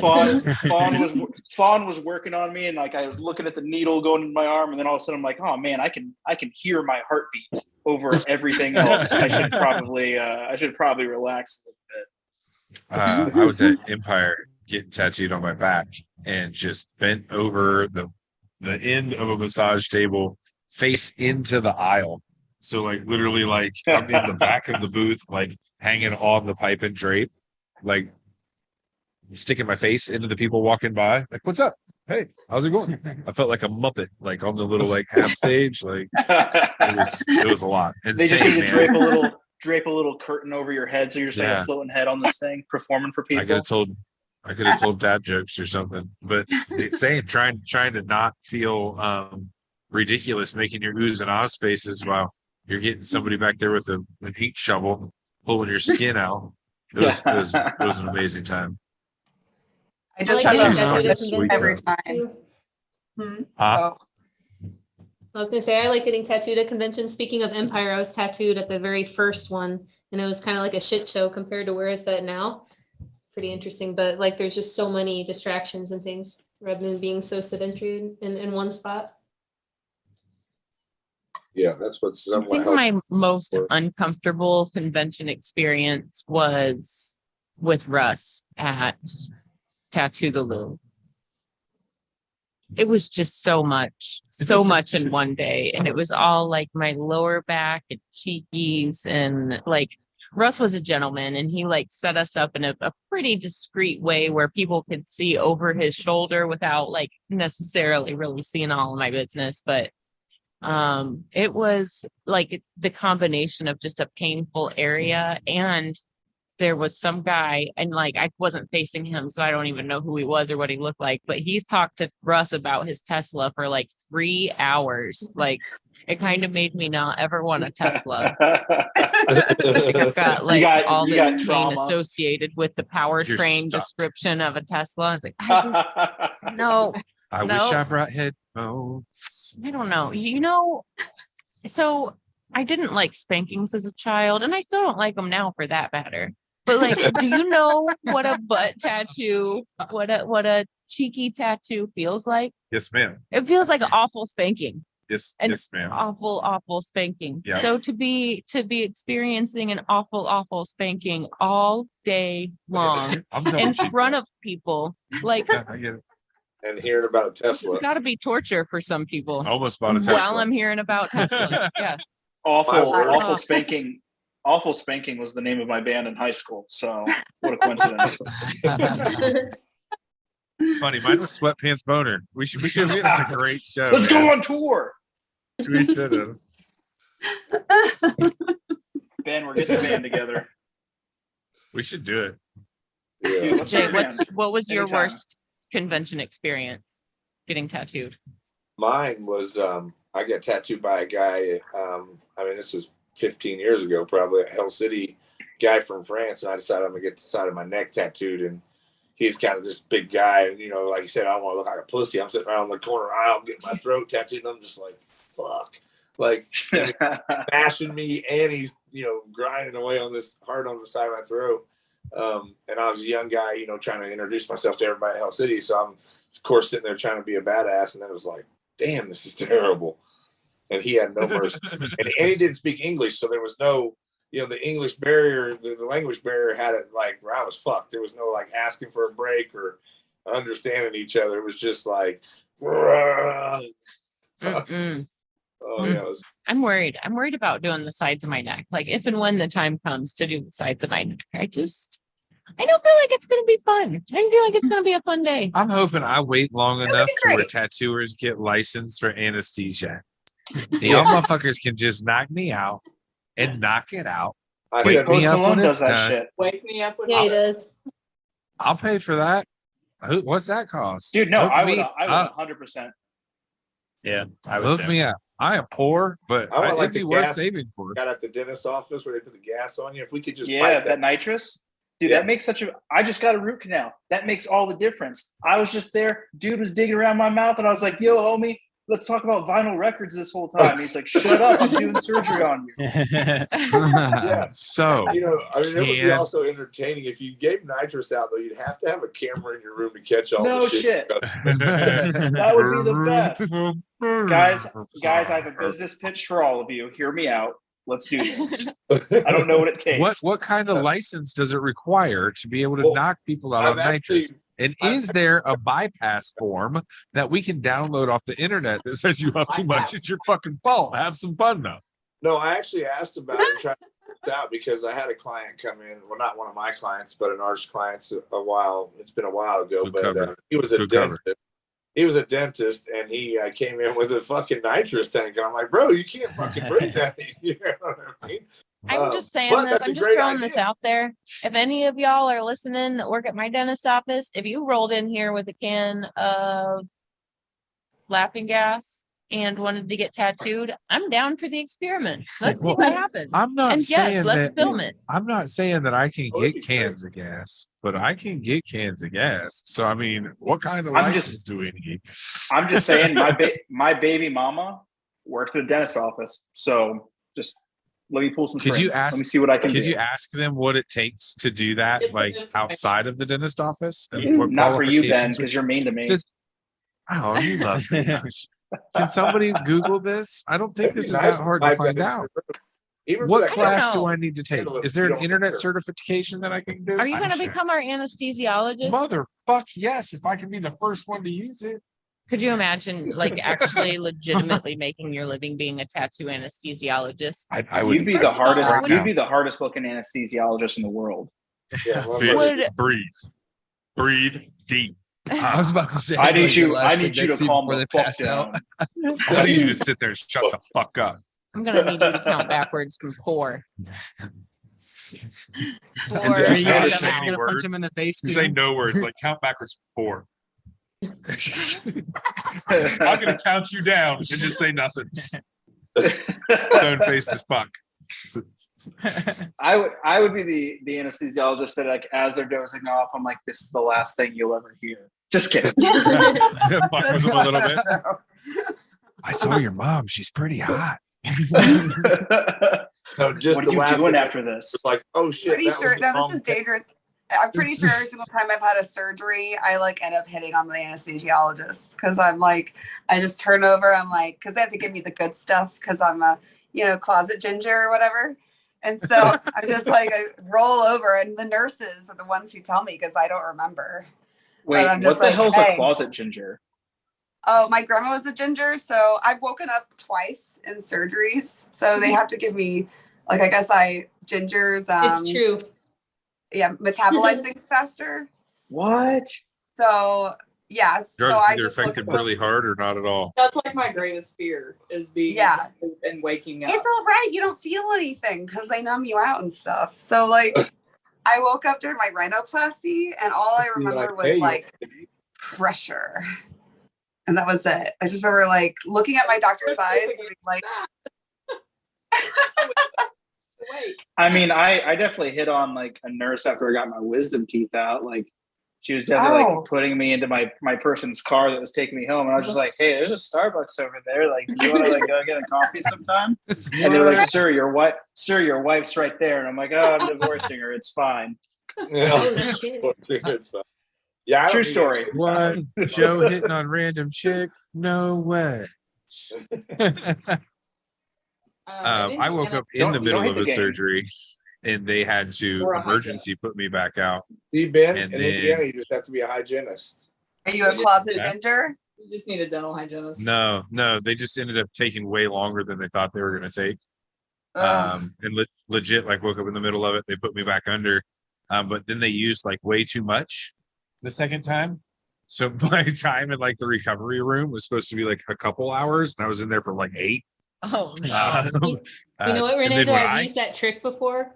Like Huh. I've used that trick several times actually, like for like more shit because they believe it. I don't know if it's true or not, but it's always Oh, it's worked for me. true. I mean, it. Yes. Yeah, but no, it is a trick, I guess, as well. Wink, wink. Yeah. No, yeah. I mean, I've just woken up during weird ones. So I remember like my knee surgery, I remember grabbing him and just being like, "Yo, bro, I do not want to wake up for this one," and then like, yeah, he double dosed me or something. And then the nurses told me that I hit on him so hard, like aggressive, which is not me at all. So at least they got a good laugh out of it, Yeah. He probably wears a body Oh, cam. that's fantastic. His website. he Well, I've tells left that my- story to everyone he knows now. He changed. This He one changed. Yeah, he changed his entire security protocol because of Renee. That's his favorite bar story. There was this one time, right? See this chick, right? It wasn't. No, true story. Not even a I joke. swear Here to we go. God, it True could have story. happened, but she was passed out, so it was unethical. Her knee was open, totally unethical. Right. Yeah, yeah. She was Are we vulnerable. held responsible for what we say when we're coming out of anesthesia? Does that No. even really count? No, because I was a No. total ass bag. You to- were? Yes, I came out scared as fuck because again they dosed me and I had no fucking clue what was going on. So I had woken up scared once already and woke up scared again the second time. And I apparently reached up and grabbed this poor little old lady's arm. By old lady, I mean she's probably 67 years older than me. But like I grabbed her arm out of like what the fuck is going on, not realizing that who it was or what was going on. And I felt like an incredible dick afterwards because I mean I got little baby hands. Probably hurt her and felt like a piece of shit. They told me I was real rude. That's real pretty mean. scary to wake up to. That's Yeah, understandable. Yeah. I didn't know what was going on. All right, guys, I'm gonna the time bounce. that I got roofied. Later, Bubby. Later. Take care, kids. See ya. You leave right when I say Love the time y'all. that I got roofied. Yeah. Oh, wait, So- no, hold so on. time I'm that gonna I stick got around. I'm roofied- sticking. Well, I Yeah. was just gonna say, I'm gonna go too, so I'll say you guys can have the story. I'll say the goodbye. See you guys later. Hi, Lauren. See Bye, ya. Lauren. Bye. So the time that I got roofied, nothing crazy happened. I had a good homie that was taking care of me, didn't let me go with a date raper. Nothing crazy happened. But anyways, as she and my brother-in-law were dragging me into my mom's house because I can't walk, I have no motor skills about me, which is not usual for Fawn. I'm like the most polite. Like all I could say was like, thank you. Thank you. And it was like to That's the why point that they're like my roofies. family teased me about it. Like as I was like incoherent, I'm just like, thank you. It's like dainty and broken and yeah. So hopefully if I'm ever under anesthesia, I do not turn into what Ben turned into under anesthesia. I think that would be nice. Scared is what I was, Mom. That's fair, but I'm hoping in my experience it'll be like, please, no, thank you. I'm generally Oh, over Fawn. polite. Fawn, when you're under anesthesia, you just turn into an actual fawn. I Doughy eyed- maybe. I don't know. Doughy-eyed in the little field. Thank you. Yeah. Like I know I can't fend for myself in this moment. Please be nice to me. So my experience is weird. I've only been under anesthesia once, but I'm multilingual. So when I came back out of it, I refused to speak anything but German to people that didn't speak German. So they were like, we don't understand you. And I could understand them, but like I kept responding in German for like a solid like hour or two until it started to like wear off. Nice. And then eventually I kind of like figured it out and put two and two together. I'm like, oh, you guys aren't being dicks. You just don't understand me. Finn said, I thought you were just being a dumbass. Yeah. Oh, that's amazing. What are you drawing there, Renee? Man. So out of everything that happened this year, Chris, what was your favorite part of the show? Honestly, really just how happy everybody was about the show. Like everybody coming up to me. Liz being able to stay with me this year. Last year was kind of pulling with her being gone, so her being beside me and kind of helping keep things a little bit smoother. That was pretty awesome. But just having everybody come up and be excited about the show, and I don't know, I just felt like this year kind of really set it in the books of like this is real, you know, after what we experienced at the other shows and stuff. Kind of my favorite part was the end of it there. After today, sitting here actually feeling like I got some life back into me right now. But seeing everybody just so happy about it, really, that was it. I mean, there wasn't nothing major that stood out other than all the people coming up that were excited about, especially the Indiana tattoo are so excited about what it's doing for Indiana and the tattoos and highlighting. I had somebody come up and be like, man, I didn't realize there were so many amazing artists in Indiana. So that was a big thing. No worries. Sorry. Tech talk behind scenes. Or in front of scenes? No, it's really cool to see how it can bring out the hometown heroes and put everybody in the same room and put everybody on the same page and have that opportunity to build that bond, because without events like that, these guys really don't see each other. They work all day, every day. They're in their own shops doing their own things. And it's if it wasn't for the paint nights and the tattoo expos and the things that brought the community together, you guys would all still be fighting each other instead of elevating each other.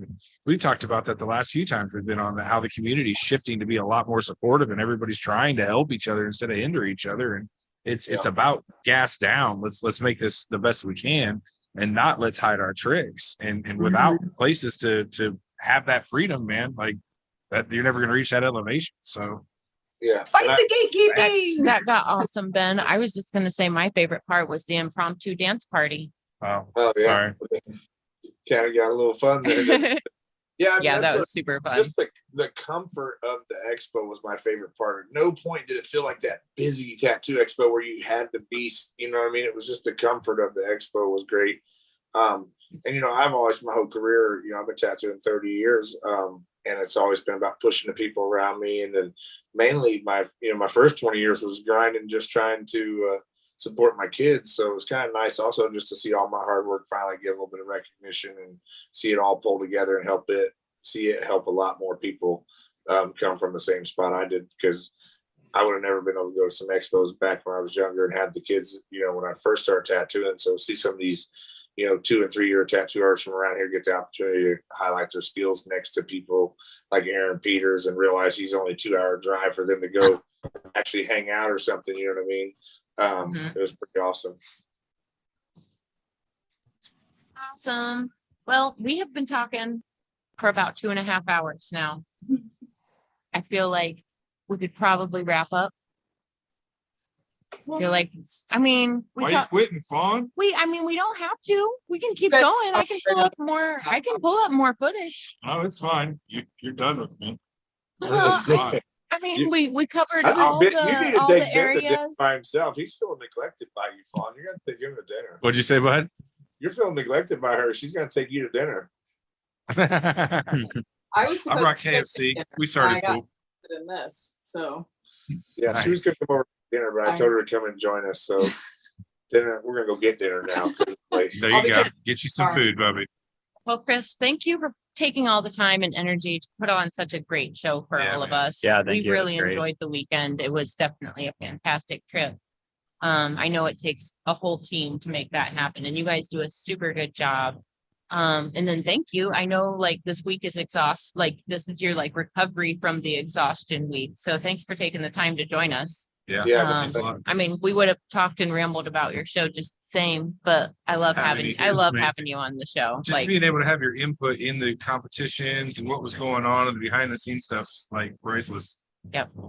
You're only a couple of years in and you already have a fantastic show. So I can't wait to see what the next few years bring. We're always here if you need us, man. Down with the hotel and getting things locked in with the hotel already. They've already, you know, got a hold of us and ready to lock in some more dates. So we're excited to see where to go to. Yeah, I'm very much excited as well. Yep. Renee's got to come for sure next year. She's not Yep. getting out of it. Thanks for being Jay will patient be with there. me. Yeah.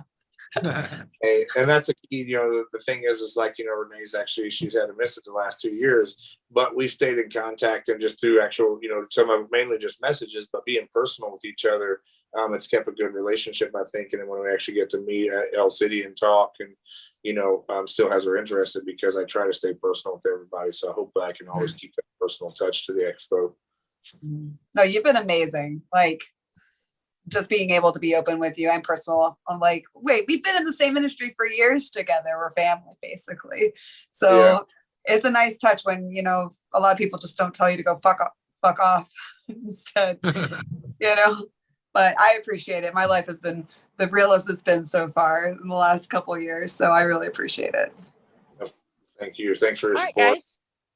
Well, I think this has been an excellent discussion. Next week is going to make our 90th episode. 90. I mean, I'm not going to say that's a milestone, but that's like to see getting you. up there Almost in there. like the number of show world and like the number of hours we've talked about tattoos and It's a lot. like Yeah, that's a lot. rabbit holes. There's Yeah. a few. Well, But I feel like it's only getting better. I feel like too. everything's getting dialed in. So we got to start figuring something out for the 100th episode. Suggestions? Bring Jordan on. Bring Fjordy back. Yeah, no, I love being part of it. Thanks for having me on a lot. It's one of the things I kind of look forward to out of it. Kind of. All right, guys. Well, Anytime you're free on Thursday, you let us know, Bubby. Hell yeah. We always have a window for you. For everybody coming out. I really appreciate it. Finn, thanks for your help in the contest So, this week. Next week we have a collector she was in Indy last year, but I didn't see her. I didn't notice her. It must be because I was smoking in the van so much. But Todd and I got to know her in Detroit, and Todd's been bouncing dates and stuff back and forth with her. So her name is, I believe it's Bree Sullivan. She'll be joining us next week. She's got some beautiful work that I can't wait to talk about. And then we'll just talk about more, tattoo shenanigans. Yeah. All right, guys. Well, see you next week Good for talking to episode you. 90.